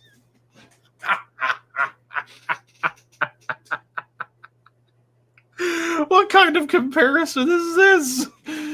What the fuck? Meg White from the White Stripes. What the ever-loving hell. Real quick, I'm going to go take a quick leak.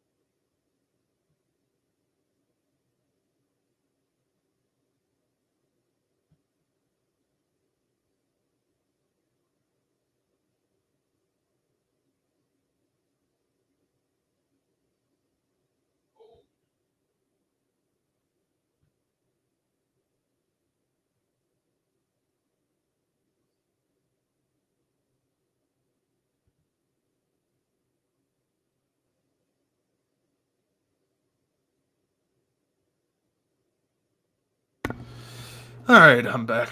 I feel a lot better now. That's the sucky part when I do these streams. It's like I end up taking too long to go empty the liquid tanks.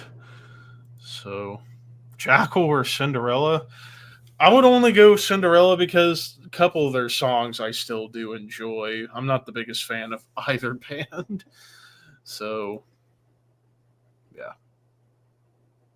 I don't hate Jackal, but I don't care for them. What the hell is their fucking Nat doing in here now? What the fuck?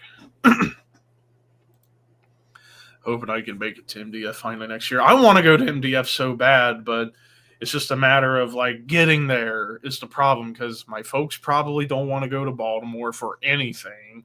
I feel the only way I can make it happen is if I somehow went up to Toledo and just rode with Nick and John and flew with them. That would be the best chance I would have, but even at that, I don't know. I hope I can go to MDF in the future. I doubt it's going to be next year. Might shoot for 2027. We'll see. Video idea. Reunions. The good comebacks versus the unnecessary cash grabs. That's actually a good idea. I might save that because end of October, early November will be where I'm taking 2 weeks off to go on a beach trip. And I might either pre-record videos or I might do them through my phone and upload them to YouTube while on the trip. But that might be a video idea for that 2-week time frame. I need to come up with like video ideas on what I can talk about for like do like 3 or 4 videos per week for that vacation. So that way there'd still be some videos for you guys to check out and all that stuff. So yeah, that's actually a good idea. I'm actually going to write that down here. Reunions, the good, and the cash grabs. Yeah, thank you, Edgar, for that idea, because I was trying to think of some ideas for videos down that down that road. Hey, what's up, Ryan?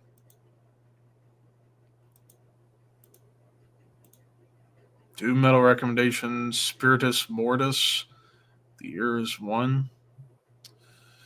Okay, time to add that to the list. Spiritus Mortis. Let's see. Hey, what's up, Andrew? Sadly, I won't be able to go to MDF next year. Yeah. You know, I'm still kind of kicking myself in the ass. Me and my mom couldn't go to the Sonic Temple Festival at the Friday day because there were so many killer bands playing on that Friday, like Hatebreed, Cannibal Corpse, Gate Creeper, Frozen Soul, 200 Stab Wounds, Black Dahlia. And then the main stage, you had Overkill, Exodus, Testament, Alice Cooper, Rob Zombie, Metallica. I would have wanted to go to that Friday, but we just couldn't make it happen. I'm like, motherfucker. Milwaukee Metal Fest would be fun to go to. I mean, that's one of the OG American metal festivals that's now finally back after a long, long hiatus. Hell's Heroes. Yeah, that one's fairly close. I mean, that's like maybe 4 hours, 5 hours away. Maybe. If I have friends that like the same music as I did and we could go together, that would be the best idea. Really behind. But, holy son of a bitch. Yeah, tomorrow I gotta work late for a women's league that's coming over to the range. So hopefully I can get like pre-release listens to some stuff coming out this weekend, so I can get a couple of reviews done tomorrow and then do the rest on Friday and then be free for the rest of the weekend to do whatever the hell. I know I need to do my next collection update this weekend and have that posted on next Wednesday. And I'd be caught up on the updates, which obviously I'm finally starting to get a new stack going and then go from there. Let's see. Didn't mean to go to MDF since last year, but personal issues always get in the way. I missed this year's and Incantation played off Golgotha, and I dick ride Incantation. Dude, that was such a fucking sick set too. Dude, you could have palled around with fucking John and I, dude. We had a whole fucking entourage we were hanging out with. Jeff and Jimmy from Future Ruins. We know a whole bunch of people who we just meet there every year. And yeah, dude, it's like going to summer camp, except like infinitely cooler, and you don't get molested. Yep. Well, you might get molested. I don't know. No one near me butt or me penis. Oh, I mean, some of those venues are a little crowded. Like, hey, I'm excited to see this band too, but calm down. You almost got me. You almost got me to spit take. Leave $1 in my back pocket. Dear Lord. But let me go back to an earlier comment. Check this out before, Spiritus Mortis. I haven't heard that one. Actually, I'm going to look them up right now. Spiritus Mortis.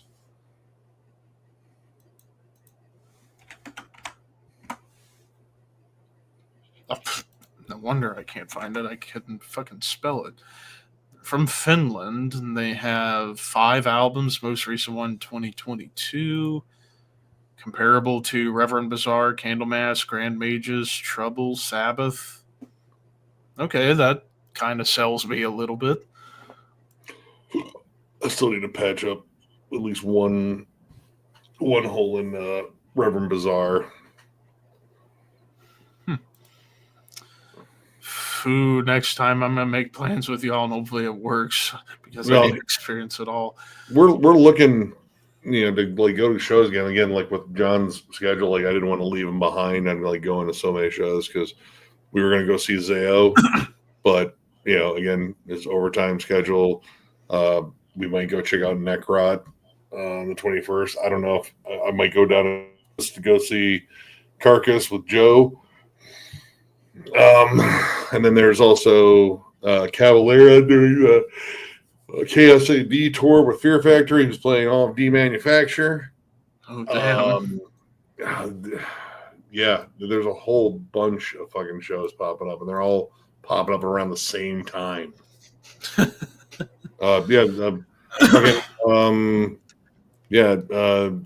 Nile and fucking Cryptopsy are touring too.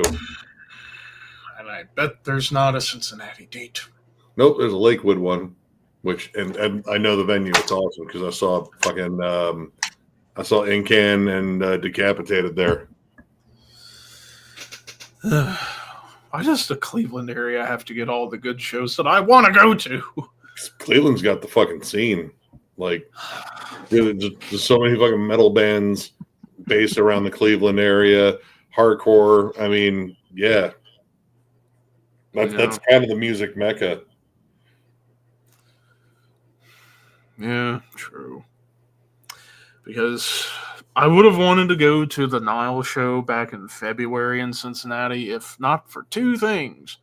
One, if there wasn't flooding near my area, because when we had that crazy rainstorm where our creek got so high it actually almost flooded the garage. And 2, if I didn't have to sit through 6 feet under beforehand. Yeah, that's why we didn't go. Plus, we were seeing him at MDF, which their set was loaded with technical issues. But I mean, I've seen Nile 2 or 3 other times, and they crush live. Yeah. I think I might miss the KLCD Death Atlas because, again, life getting up. Yeah, the Death Atlas tour is also on our list. I mean, we might go all the way out to Denver for the Denver Metal and Beer Fest. I mean, Blood Incantation. I was thinking about this. Like, if I were to ever go to Denver for any reason, it would be to visit the 2 places you guys stopped at, Angelo's and the Brutal Poodle. It's the same. It's like the same building. Like you go grab bite to eat and walk like 3 feet next door. It's perfect. I would love to go. I would love to go to both of those places and see what. I bet you if I went to Angelo's, I'd probably spend like $500 buying shit, and then I don't know what I would eat at the Brutal Poodle. Like I don't No other menu. Oh, dude, the grilled cheese was fucking amazing. Grilled cheese. It was a grilled cheese. Yeah, it's a grilled cheese sandwich with like fucking rib tips in it. Oh. Ooh, that sounds good. Sailing the seas of mac and cheese. That's clever. Actually, I remember watching that Denver Death Fest video you guys did where Miller's saying like everything was brutal and Jess's bullshit vegan thing. If I was Miller, I probably would have gotten slapped in the face. I probably would have gone, Jess's bullshit vegan plate, not so brutal. It's like fried grass clippings. But Yeah, but yeah, like Angelo's, I mean, seeing them when you guys were in there, I'm like, damn, that looks like my kind of place. Oh, dude, they have a dedicated metal section. Like Denver knows what the fuck they're about. Their fucking metal scene's fucking thriving out there, and they had a whole section for local bands too, which was fucking awesome. I was like, oh, I picked up one, Cyclonic something or other. They changed their name from what it was on the album. Yeah. But the dudes actually reached out and thanked me for going over them. But yeah, dude, I did spend like $500 there, easy. I know. I was actually talking with my mom. I think it was yesterday about wanting to go back up to around the Dayton area to go to that Catacomb Records place because I remember I spent a lot of money up there when I visited that place the first time a year and a half ago. And I loved how when I walk in, the song they're playing was Beholding the Throne of Might by Dark Throne. And I picked up a lot of underground stuff. Like I picked up Drawn and Quartered. I picked up a bunch of stuff out of that place. So, and I know they always get new stuff all the time, like from Bandcamp and such. Like if I would have known the Disma album was there, I wouldn't have ordered it online. I could have just got it there. I'm like, son of a bitch. but yeah, like I'd like to go back up there again sometime. And honestly, like if I were to ever go back to that area, that would be one of the only places I'd want to visit. So Helver signed with Century Media. That'll probably help their distribution. And hopefully get to do more American shows, not just the Hell's Heroes. Yeah. Which, that Hell's Heroes lineup I saw from this year was stacked. And Hell Ripper finally getting to come to the States for the first time, even for a one-off. But yeah, hopefully with them being on Century Media now, with James being over there now, hopefully finally get to do a U.S. tour. Hell, I would love for his first American tour to be opening for Midnight. It might be tricky again in terms of like visas and such being more complicated right now. But, so far, MDF said that they haven't had an issue with any of the bands so far because they got like well ahead of shit because, well, 2025 has been a fucking shitstorm. Like, now let's just make sure we got like things set up for next year. Yeah, I saw that too. I don't know. I might pick, we might catch that one too. Here. I actually didn't know that was a tour announced. Yep. Where are you? Because Skeletal Remains never stops touring.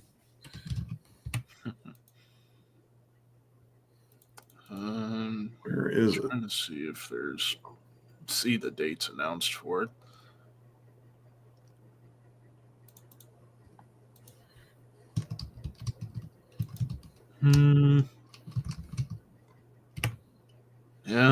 It's only been updated to when they play 70,000 Tons of Metal at the end of January.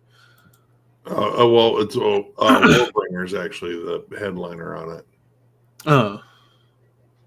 Let me look at it. Oh, here it is. Oh, with Somebody in the Lich. And it is... Oh, wait, shit. That one already happened. It was in April. Yeah, we couldn't make it out to that one because it was like right before, we're trying to save our money. thing Fear Factory doing demanufactured Max and Igor, but not entirely on Fear Factory headline tour because they're doing most of it in Soul of a New Machine. Hell, doing some Soul of a New Machine. That sounds awesome. Murder, torture. Hanging in the Balance or Cryptic Writings. I I'd still probably have have to go. in the balance. So Yeah, I'd have to go Cryptic Writings by default. yeah, even though there's some really stupid songs on that one, but there's also some really good songs. Mm-mm. Trust Alone and She Wolf. The Mastermind. Disintegrators. Oh, fucking Mastermind's a very underrated deep cut. That one's Especially that opening bass line. That Have comes- Cool Will Travel fucking sucks. I never liked that song. I've also liked I never liked Secret Place either. God, there's another one on there that is just like, ugh, no, why? I'll Get Even. Yeah, there it is. I hate that song. I never liked that song. But again, there's some bangers. I like Sin too. Sin's a good song. Yeah. Favorite severe torture record? I've not only listened to a couple of albums, so I can't really pick one. Man, I need to jam more of that band because their new one, yeah, the new one was awesome. absolutely killer. But I got oh god, man, the one that I came back to probably the most was Slaughtered in 2010. I have the new album and Feasting on Blood. Feasting That's on all I Blood's have good. right Misanthropic Carnage also solid.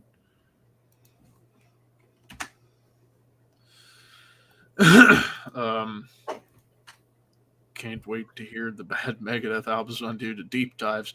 Well, there's only two major clunkers, Risk and Super Collider. Yeah, Yeah, I mean- there's some lesser albums, but they're still solid enough, like 13 and World Needs a Hero. 13's But World Needs a Hero's not that good of it. It's got like a couple of good tracks on it. yeah, but like, but yeah, like I still even like Euthanasia for the most part. I still think that's kind of an underrated gem. It's got some songs. I'll give it that, but I don't know. Yeah. For me, it was a step down from Countdown. Yeah, I definitely agree with that. Oh, Synchronicity or Violator. we're talking about albums here. I'm really sure. The Police, Synchronicity, Oh, and Violator by Depeche Mode, and hmm. huh, dude, ugh. Synchronicity 2 is one of my favorite songs by the Police. But Violators, that's kind of like the best of Depeche Mode right there. Like it's got Policy of Truth on it. It's like one of my go-to fucking songs by Depeche Mode. Of course, Personal Jesus and the Silence, God. which I never need to hear that song again because I had an ex-girlfriend that played it all the fucking time. I was like, dude, pick another song. For God's sake, it's a great album. You don't have to hang out here with the same song. You just reminded me your own personal pink song. You can croon that to anything. I mean, you could, since you have your own branded fleshlight, which we're totally promoting on this stream, your own personal Fleshlight.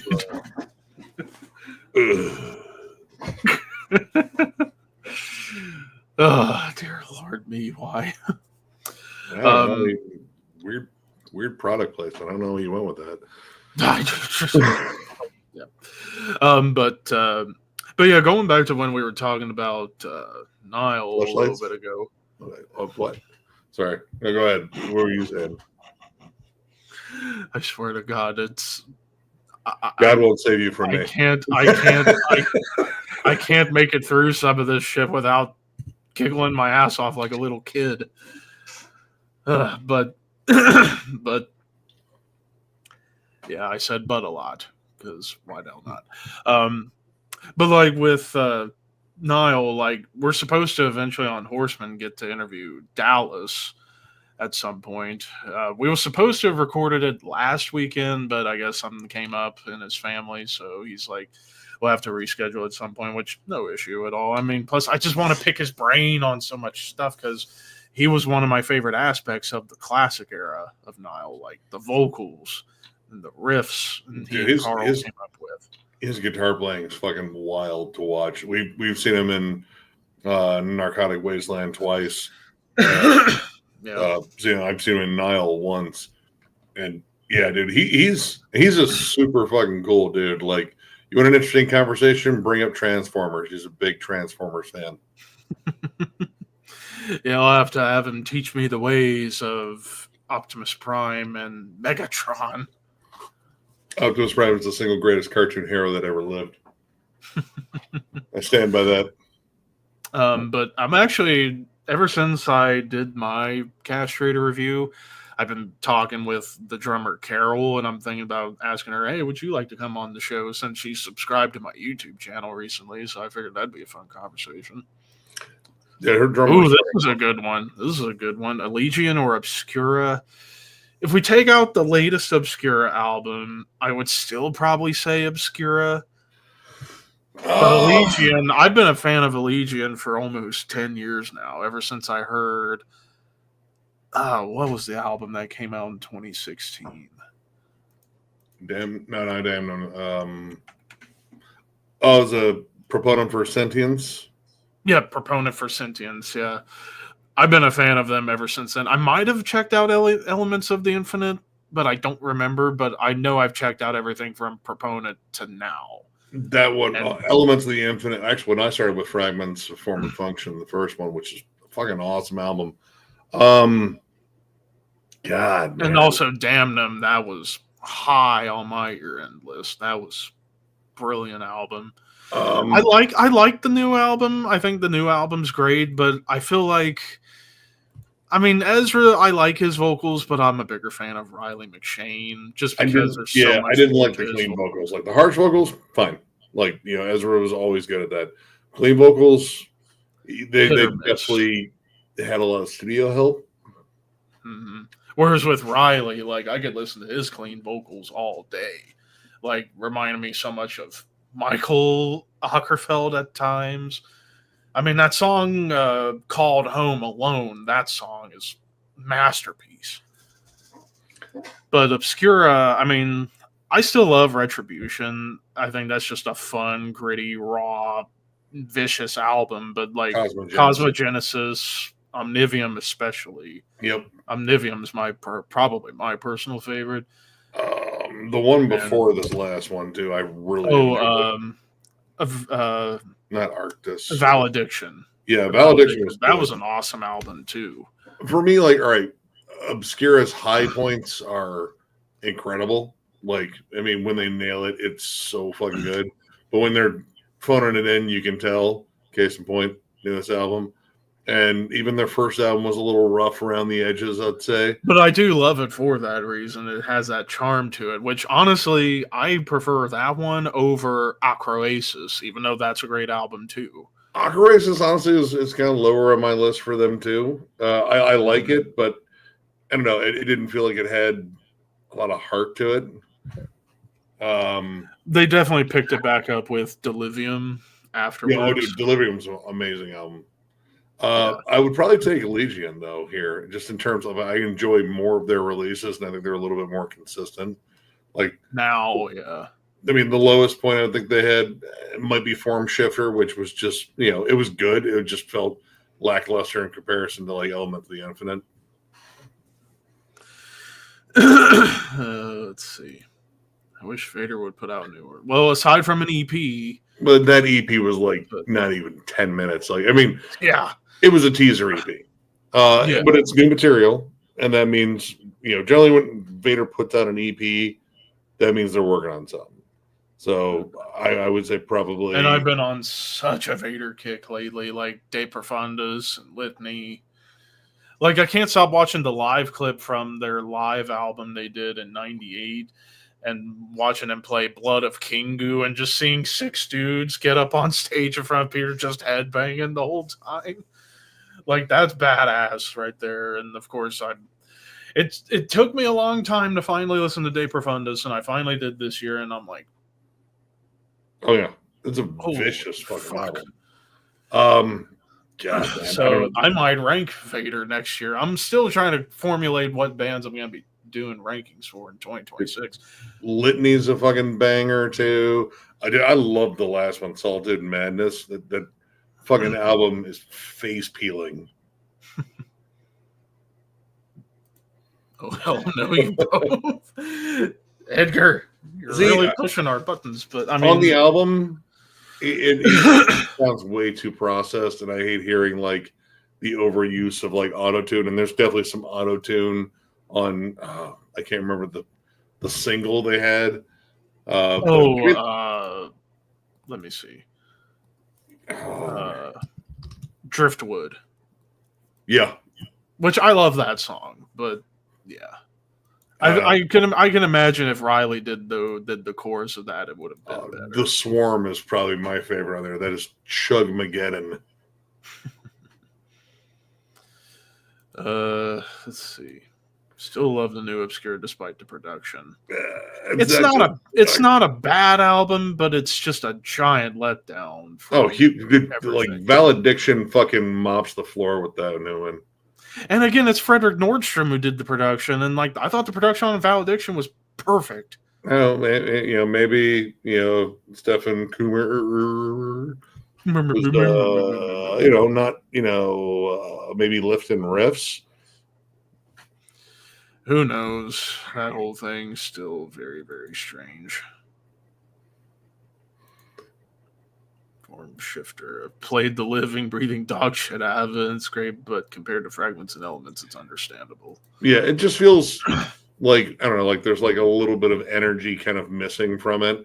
Like I wouldn't call it like a full-on like sophomore slump, but even compared to Fragments, like this kind of feels like all right, well, let's not get too crazy or too wild, and then get down to Elements of the Infinite. It's like, let's just go crazy and wild as fuck. Actually, now that this was on my mind because I had the page up, so on a previous stream when you weren't here, we were doing more of Maniac's tier list, and the last one we did was hang on. Mark from Metal Never Dies just started a thread based on George G's recent 10 albums that scream metal thread. He calls the spin-off 10 albums that scream death metal. I mean, you can just take your fucking pick on all that. It's like I could go on forever about that. But anyways, the last tier list we did, so I'm actually going to scroll to the top. There, I finally got that stupid gnat. Black metal vocalists. All right. So we'll start at the top tier for who we had. So we had, of course, Korthon. I think he's from Bethlehem. I always forget his name. We got ICS Vortex, Wintersorg. I forget who this is because a lot of these vocalists I can't remember. Well, it's almost like they're all wearing corpse paint. Yeah. John from Dissection, Ishan, Grudley. I forget the guy from Gorgoroth, Abath, Legion, Attila, Sakis, and Wagner. All at the top. And then we got I don't know. Nocturno Colto.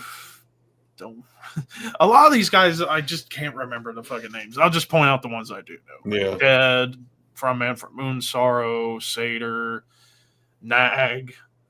I would have Seder up higher, honestly. I think he's personally, I would have said he's top tier, but Maniac's like, I put him in amazing. You screw it. I'm putting him in top tier. I don't care.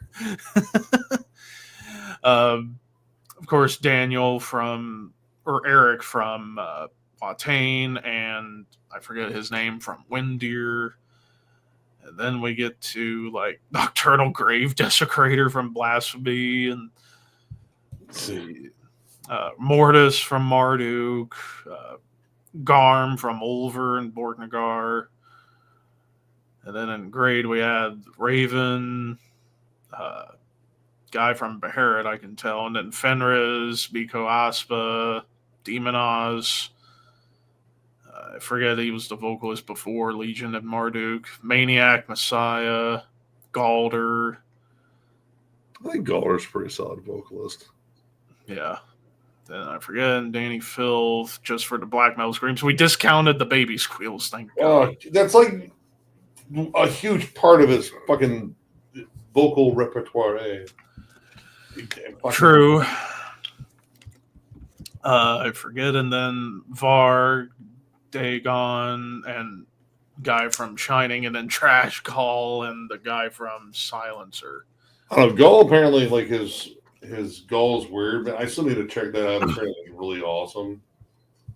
I tried Silencer for a few minutes and was like, nope, turn it off. Yeah. But yeah, this was a all right list. Of course, we were obviously forgetting. Like honestly, I should have had Draugelin from Shooter also on here too, since he does a good bulk of the vocals now.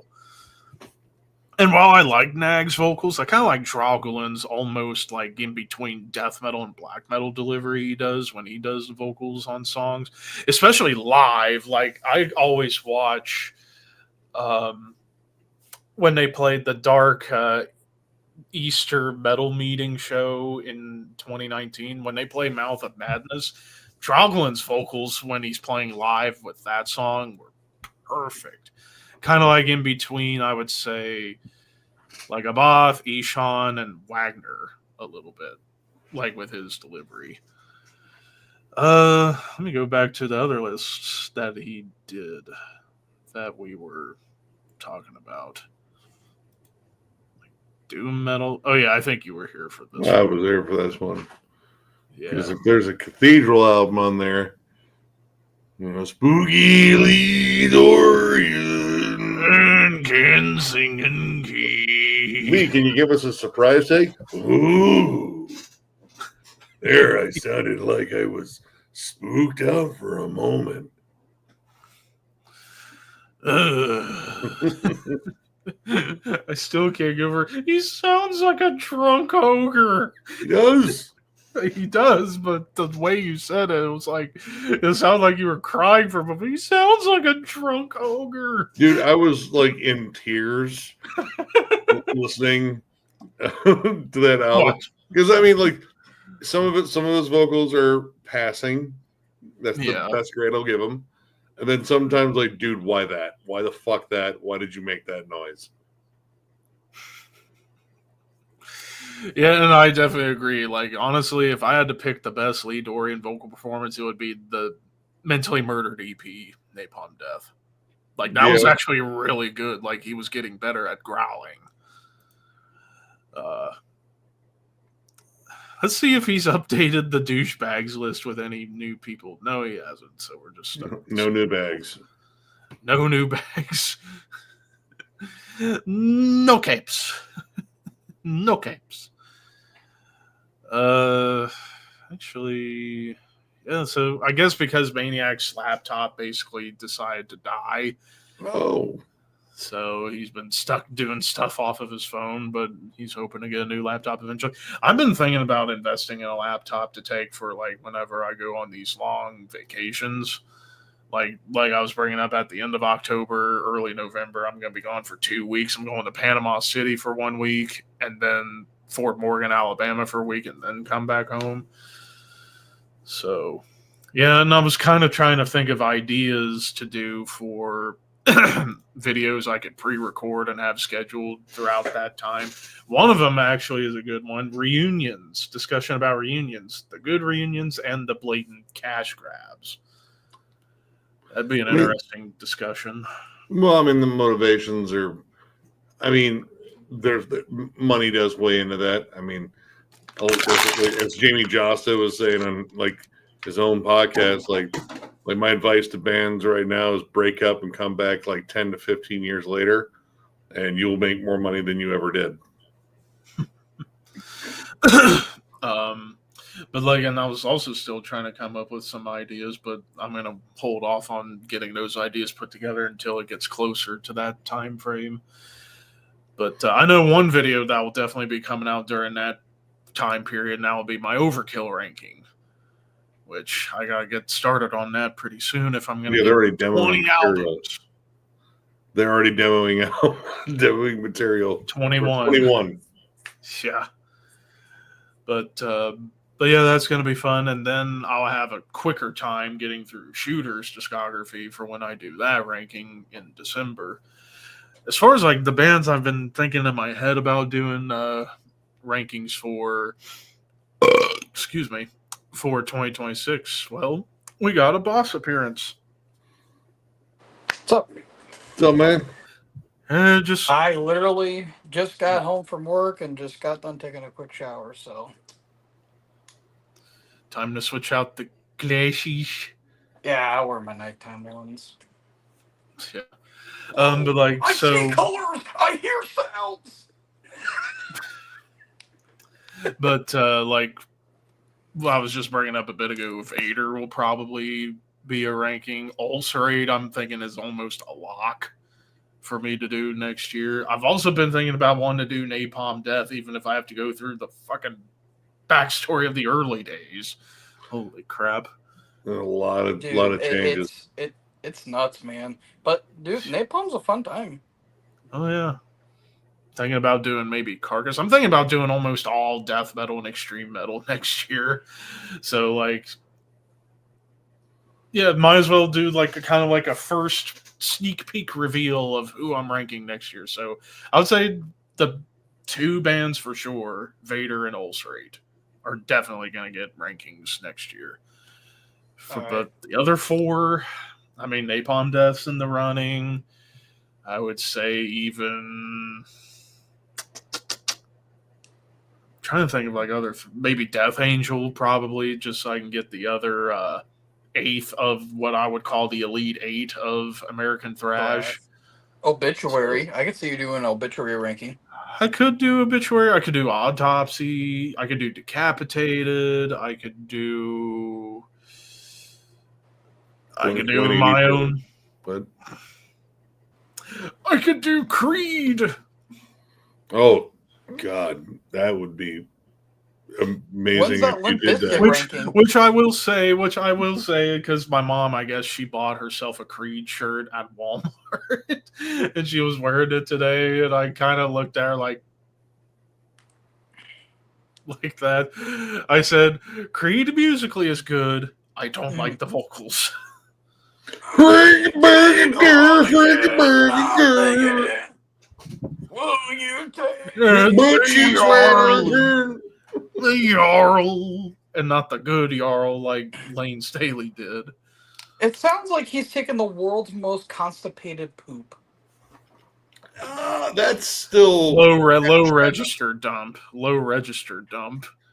I mean, like, all right, if you had Scott Stapp in one stall, and then in the next stall, M Shadows, who do you think bearing down the hardest? I mean, M Shadows, like he's really got the grunt down. Like I can't make that noise without feeling like oh, I could fart or poop right now. Oh, I can see you. But I mean, Scott Stapp, he's got the Jarl. He's like trying to serenade the turd out of his body. Yeah. But like as I always say, like I mean, I like Creed riffs. I like musically, I don't mind Creed songs, but it's just like basically if I want to hear Creed with a better singer, Alter Bridge. And Alter Bridge is good. And I actually, now that I know they got a new album coming out in January, that'll probably be one of my first reviews I'll do next year because I still need to dive more into there. Yeah, he's like the middle ground between a Chris Cornell and a Robert Plant kind of vocalist, which totally fits. And of course, Mark Tremonti, amazing guitarist. Enough said about him. Underrated riff writer. And lead player, too. Yeah. But I'm yeah, trying to so think of like what other bands I bands, want I to could do. do. I mean, Edgar's suggesting Morse Prince BMS or Hypocrisy. Hypocrisy would probably be more likely. Ooh, Morse I've Prince almost BMS is got the fucking awesome. entire- Incantation. I could do Incantation. I'm also trying to think of like classic metal bands that I haven't done rankings for that I could do. I was thinking about doing this band, but I had another one in mind. I was considering doing Saxon, but given his most 25 recent albums. passing, I might do an Ozzy solo deep dive. I think Yeah, that's what we're gonna do after I'm Obituary when we debating announce it. the next batch. I probably am gonna. Yeah, I think I got my third one locked, and that's Ozzy solo. And you know what? I might as well say a fourth Yeah. King Diamond solo. Since I've already done Merciful Fate, I might as well do Yes. King Diamond 2. Oh, dude, I Satan. was wanting to do King. Go ahead, boss. Satan's a good one. No, I was gonna say I was wanting to do King Diamond, but then again, I'm still debating on when that new album's coming out or not, so I was kind of saving on it. But it's like, dude, fuck it. Necrophagus and Tool are gonna be making albums more than that. Put that on more Or than before that, yeah. Yeah. But yeah, I think I got 4 that I'm doing next year. Ulcerate, Vader, King Diamond solo, and Ozzy solo. Now for the other 2. I do want to throw in a Carcass. black. I thought about Carcass. I'm thinking about wanting to add a black metal one in there too. Like I've done Enslaved, I've done Mayhem, I've done Dark Throne, I've done Immortal. I'm going to be doing Shooter. You did this Bathory. December, You did Bathory. and I did Bathory. I'm thinking about doing this band next year, Marduk. Marduk would probably be a top pick. Like Marduk or Satyricon, even though Satyricon after Nemesis Divina is, yeah, that'd be kind of a tough one to get through, probably. I'd probably say Marduk would be the most likely one in terms of black metal I could do next year. Or Urgahal. That would be a fun one to go through. I do like that band. I was actually jamming. I was jamming some Migwa the other day. I think was it Age of Excuse? Age of Excuse. I think it was that one. Is that the sick one? album. Like he's on like a horse or something like that. Or is that? Yep, that's it. Is that the one? I think that was the one I was. It's got like 5 or 6 songs or some shit like that. Dude, the like drum work song. on that album is fucking insane. I think I might have figured out the other 2 rankings I might do. Since I'm doing Vader, I'm going to go all Poland, Behemoth, and Decapitated. You should do Butthole Surfers. I mean, you'll have to deal with some cringe from Nurgle, but I mean, well, only like recent cringe, but like the majority of everything I'm going to dig. So, dude, I want. I have so much. I love the new album musically and vocally, but lyrically, I don't. Lyrically and vocally, it's fucking. Well, vocally, it's still Nurgle doing mid-range death metal vocals, but like musically, it's kind of like a hybrid of old stuff and the Satanist a little bit. Well, I know, but sometimes I make this comparison. He sounds like The Rock imitating the Big Show. He sounds like that at points. That's what I heard. I'm like, what the fuck is going on? I think your brain's rotted too far. I think your brain's rotted too much too early. But no, like the majority of Behemoth's discography, like from Pandemonic Incantations through to Satanist, that's going to be a fun trip. I remember listening to a clip. All right, see you, Edgar. Sleep token. Sleep token. No, it's what was it? Nap ticket. Nap ticket. Yeah. Yeah, nap ticket. No, Edgar. In one of your, I forgot, you played a clip from the Horseman podcast. I think it was top 10 favorite albums of the 2010s. and you put Oh, the yeah, Satanist where I number put the 7, number 1 Satanists at lost their number shit. 7, and everybody else had a number 1, and they lost their fucking minds. That was so Ricky's like, hilarious. what the fuck? Ricky's like, damn you! I thought we were in agreement. I mean, it's one of those bands where it depends on where you get into them. Like a lot of people Yeah. got into them with the Satanist, Mhm. but I was I into did. them. I got into them with Demigod, and then I started hearing like Zolskia Cultus, Thelma. Picked up the Apostasy the day it came out. That still is up there with like their most brutal albums. But Evangelion, man, that's still like a top tier fucking listen for me. Hell, and I would say in terms of like probably out of that era, the most underrated. Honestly, Pandemonic Incantation's really underrated. That was, of course, when they first started dipping their toe into becoming black and death metal. I would say it's more like 60% black metal, 40% death metal. But now I think that was also when Inferno came in on drums, and that really changed everything. That dude's a beast.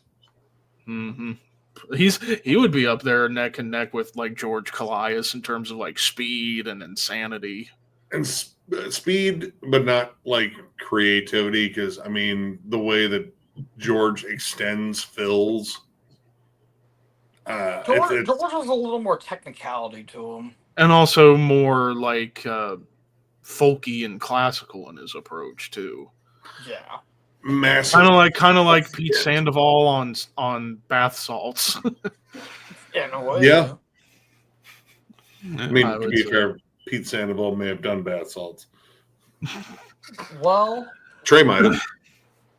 But then with him not explaining Decapitated, that fucking Elude the Venom album. but anyways, and then with Decapitated, like I'd look forward to going through the first 4 albums and the last album, and then there were the 3 albums before Cancer Culture that might be interesting to go over, but like literally just so I could jam Winds of Creation and Nility again. I still need to dive into more Decapitated, honestly. Oh yeah, No, first 4 albums and the last album. I'm a little picky when it comes to tech death. A little picky. Well, they're not even like wankery tech death. Like if anything, they're the kind of tech death I prefer, where it's like complex but a lot of groove, riffs. Yeah, like a lot of they're like their butthole fucking tight. Like they're just fucking like on it. Like it's all like tight. hefty like syncopation and shit. Like I mean, jam Spheres of Madness. Yeah, like in a lot of their syncopation, there was almost akin to like Gojira and Meshuggah to some degree. Yeah, I believe Cannabis Corpse did like a knockoff song of Spheres of Madness called Cylinders of Madness. I'm like, okay, I like this. Yeah, that's funny. I'll tell you what, I'm gonna jump off because I think I'm gonna watch Alien Romulus. Oh yeah, because of that discussion we had. I don't want to start Alien Earth until I watch that. Yeah. So, yeah, but I'll catch you guys later and happy reviewing. All right, see you, Nick. See you next time. See you, Nick. But yeah, like with Decapitated, yeah, like they're like I said, they're the kind of tech death I prefer, which is mostly about complexity and riffs and groove. Like some of the grooves, like even on my favorite Decapitated song, which is The Eye of Horus, there are grooves on there that could almost, I don't want to say Pantera-esque, but they're more like Gojira-esque. But there's a lot of great technical guitar work in that band. I mean, Vogg's such an awesome player, and I mean, he's an awesome player to the point Rob Flynn wanted to use him in Machine Head for an album in 2022, and Vogg was honestly the best part about that album.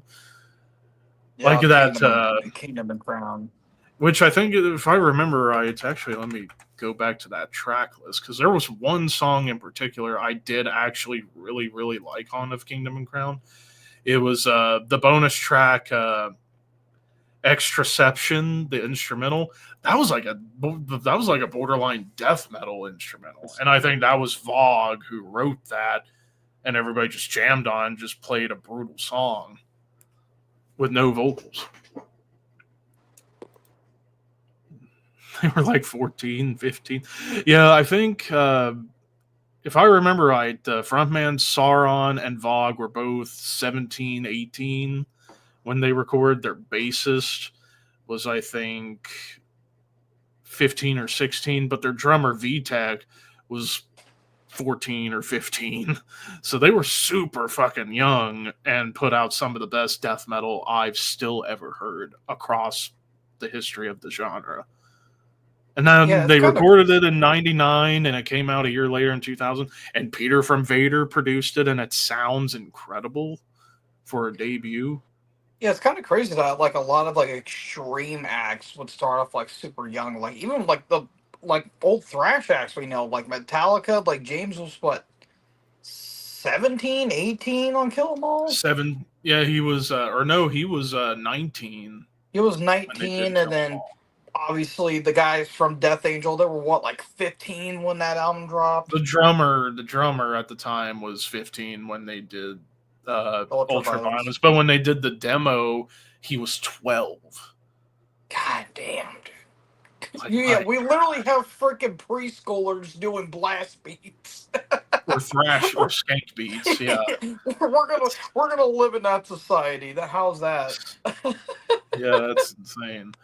But yeah, like it still blows my mind. VTech's drumming on Winds of Creation, and he was only 14, 15 years old, and that's some of the best death metal drumming of that era. Yeah.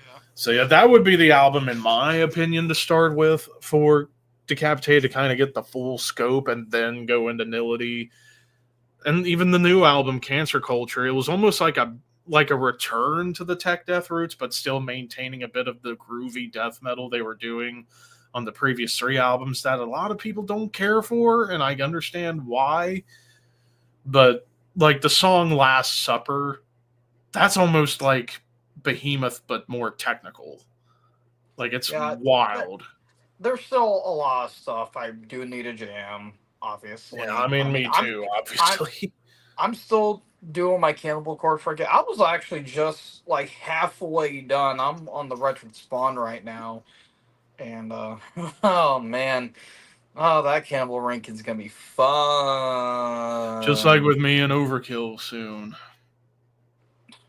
Dude, how they're gonna put out their 21st album? How? Next year, yeah. It's ridiculous.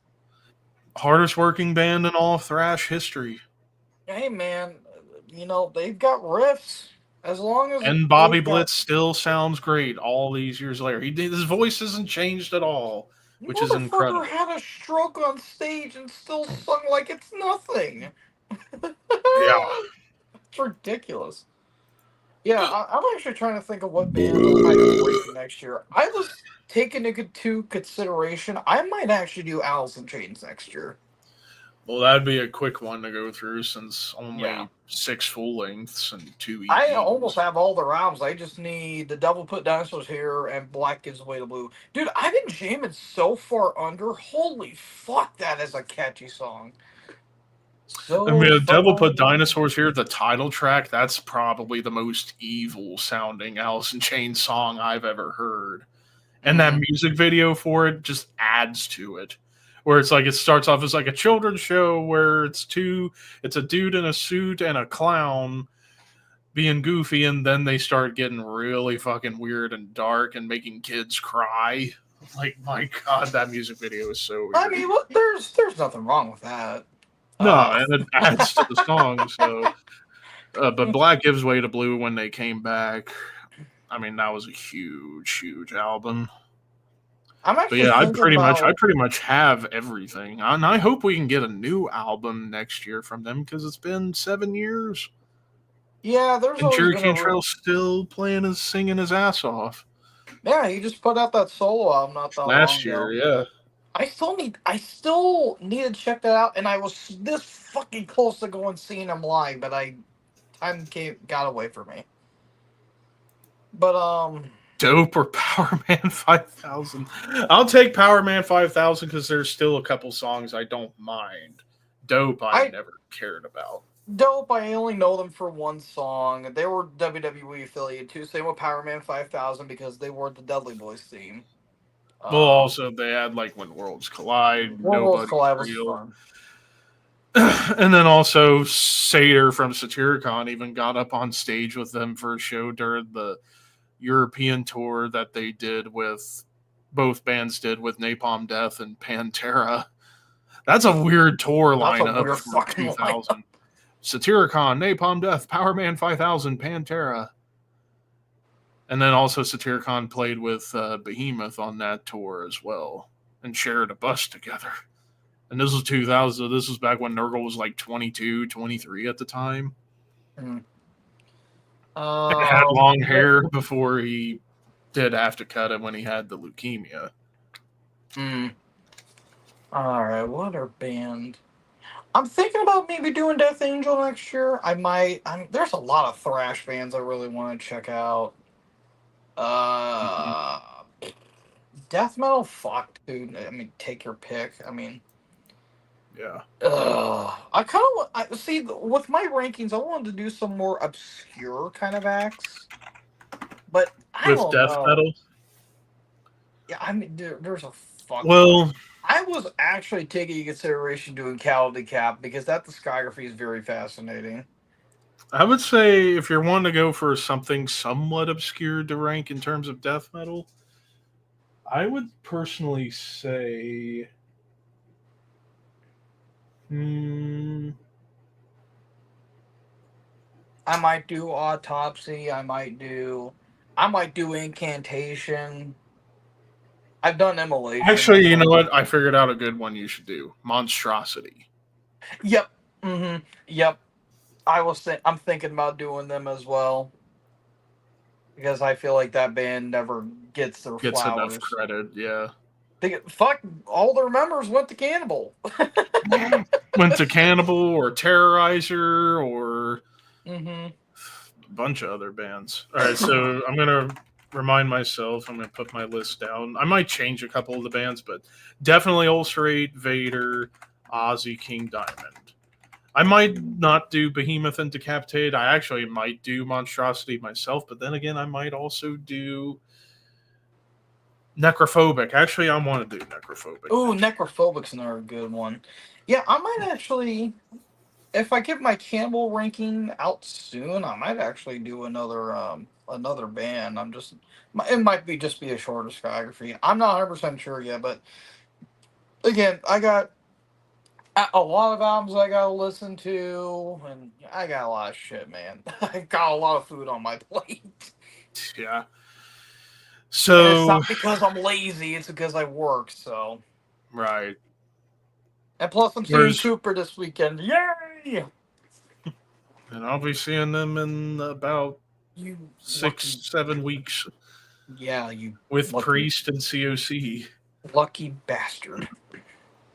I would go, but the closest one's almost 2.5 hours, and I don't feel like driving. Which that's not bad. I know, but I mean, I'm going 2 hours out of here to go to the Cooper show.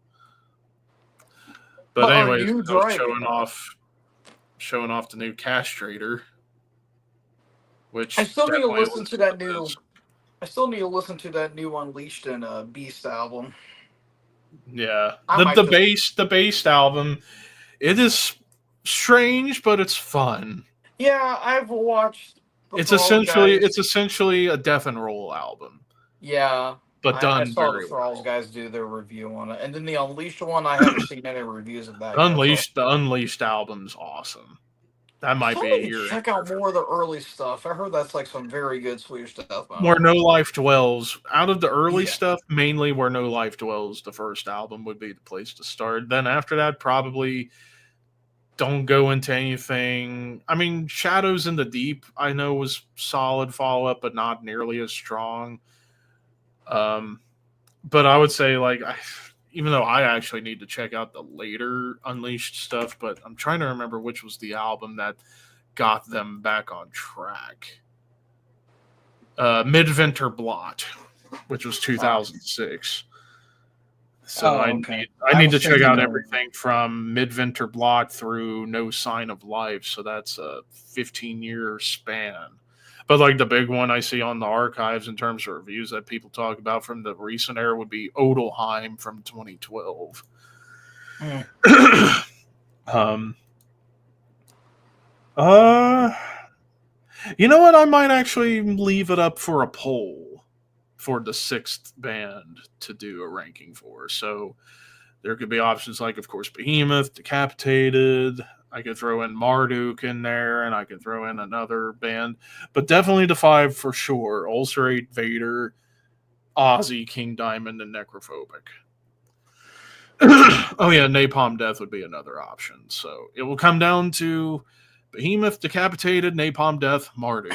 So I might put that poll up. With the Napalm ranking, just like the mid to late 90s, it's a little tedious, but Obviously, they're not flat out bad. They're not just flat out Napalm horrible, Death. but just they were just more like Helmet albums with Barney on vocals.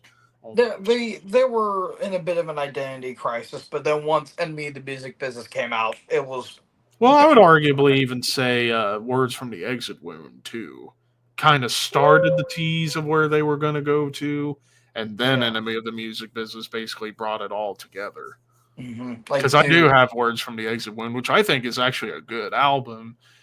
Yeah, it's solid. It gets overlooked, obviously, because of it's following up on two not so great albums and the build up to Enemy of the Music Business. Yeah. Actually, I only have 2 Napalm albums. It's Order to Leech and their last one, which, those are good. But, yeah, like Dakota's Red, Harmony Corruption, Utopia Banished, Smear Campaign, Time Waits for No Slave. That's my number 1. Fucking love that album. Dude, even Apex Predator. Oh my God. That was a great album, too. Dude, that production is gross. And their last album was absolutely killer. I'm trying to think of what other possible rankings. I will do Overkill at some point, but I want to kind of calm it down because this past year I've ranked bands that had like 10 plus albums. I'm burning myself out at this point because I did. Who the hell did I do first? I know I did Creator. I just did Napalm Death. Do Cannibal now. I'm gonna be doing Mayhem. Who the hell did I do in the beginning? I know it wasn't Accept. That was the year before. Oh, it was Wasp. That's who I did. But that was a fun ranking to do. Yeah. Well, I think on that note, I'm going to call it a stream here. Like I said, this is going to be a shorter stream than the typical 4+ hours. Actually, this stream went longer than I was expecting it to go. But anyways, I was shocked. But anyways, thank you, Maniac, who was in here for a bit, Nick for the majority, and Boss coming in late. But might take a week off from streaming. I might wait a little while before I do the next one. But anyways, thank you guys who tuned in. Keep your horns high and dreams wet. Bye.